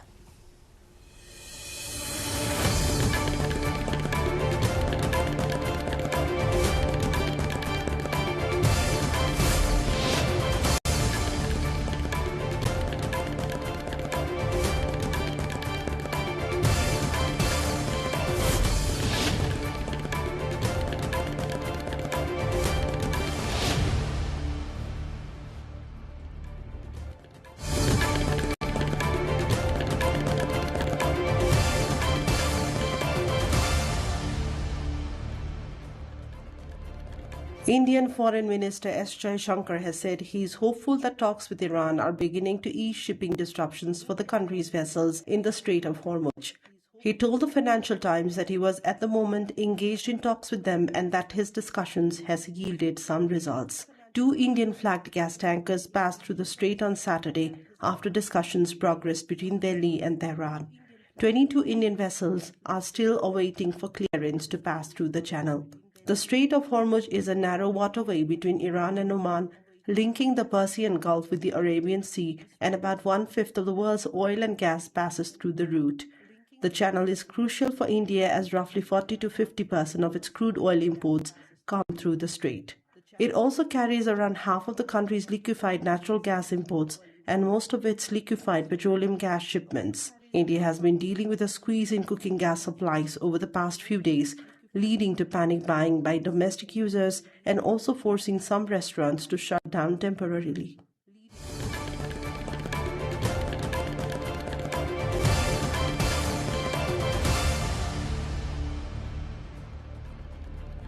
Missiles and drone attacks hit across the UAE on Monday, with the drone-related incident sparking a fuel tank fire near Dubai airport that disrupted travel, while a missile killed a civilian in Abu Dhabi. The attacks came as Dubai airport said flights were gradually resuming at what is usually the world's busiest for international flights after a drone-related incident sparked a fuel tank fire nearby. Dubai airport has been targeted by attacks several times since Iran began its Gulf campaign, as have many airports in the Gulf. Authorities said they had contained a fire that broke out and reported no injuries. The missile and drone attacks are disrupting UAE's air travel, highlighting potential economic losses for airlines, airports, and regional trade.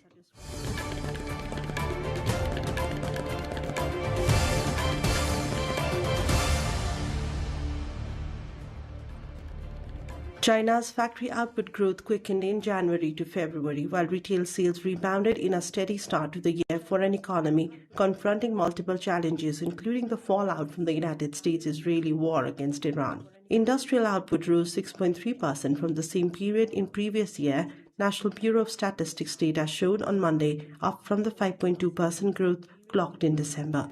The figures follow data showing China's exports blew past forecast in the first 2 months, powered by surging AI-related technology demand that also lifted upstream manufacturing. Retail sales, a gauge of consumption, jumped 2.8%, quickening from the 0.9% pace in December for the biggest gain since October last year. Analysts had expected a 2.5% growth. The strong impetus was driven in part by the country's longest Lunar New Year holiday in February. The festivities helped boost total tourism spending by almost 19% from the same holiday period last year, which was 1 day shorter.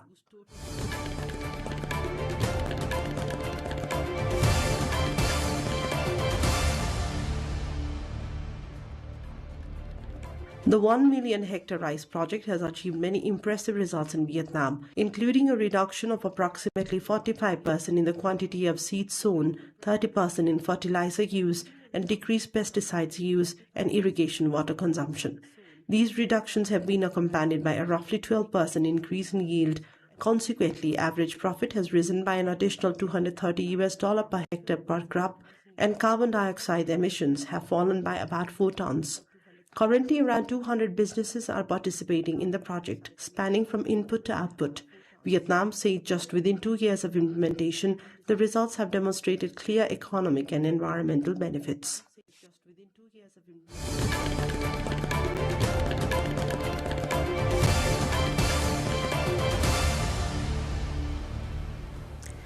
And with that, we move on to sports update.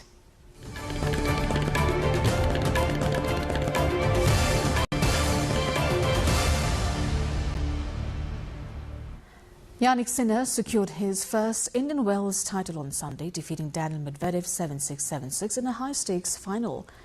With this victory, Sinner joins Roger Federer and Novak Djokovic as the only men to win all major hardcourt titles. In the women's draw, world number 1 Aryna Sabalenka claimed her maiden Indian Wells crown with a dramatic 3-6, 6-3, 7-6 comeback win over Elena Rybakina. Sabalenka saved a championship point in the final set tiebreak to avenge past defeats and secure her 10th WTA 1000 trophy, solidifying her dominance on the hard court.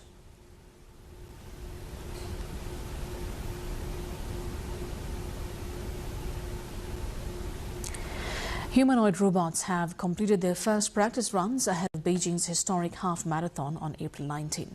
Competing alongside human athletes on separated tracks, these robots must navigate a challenging new course featuring city slopes and undulating park terrain. Unlike previous years, this race features fully autonomous teams relying strictly on electronic maps and onboard decision-making rather than remote control. Over 20 teams from top universities and tech firms are participating, aiming to beat the record set in 2025 by Tiangong Ultra, which finished the 21-kilometer race in just over 2 hours and 14 minutes.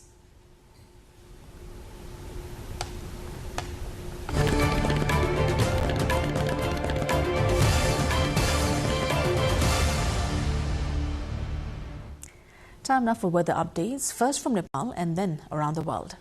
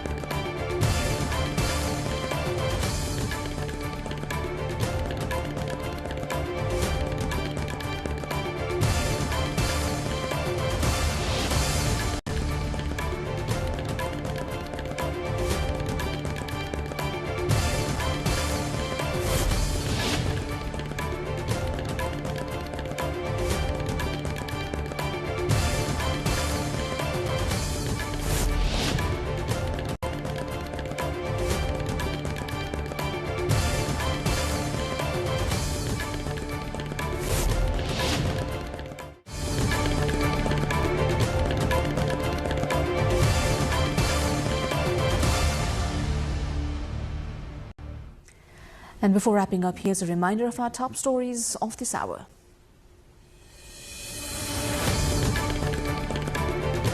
Nepal's Election Commission publishes list of officially approved proportional representation lawmakers. Names of 110 members of the lower house made public. Uplifting students' protests in Isha Bika's murder. Home Minister pledges thorough investigation amid national outcry. One killed in alleged hunting incident inside Bardia National Park. 5 others flee after informing victims' family.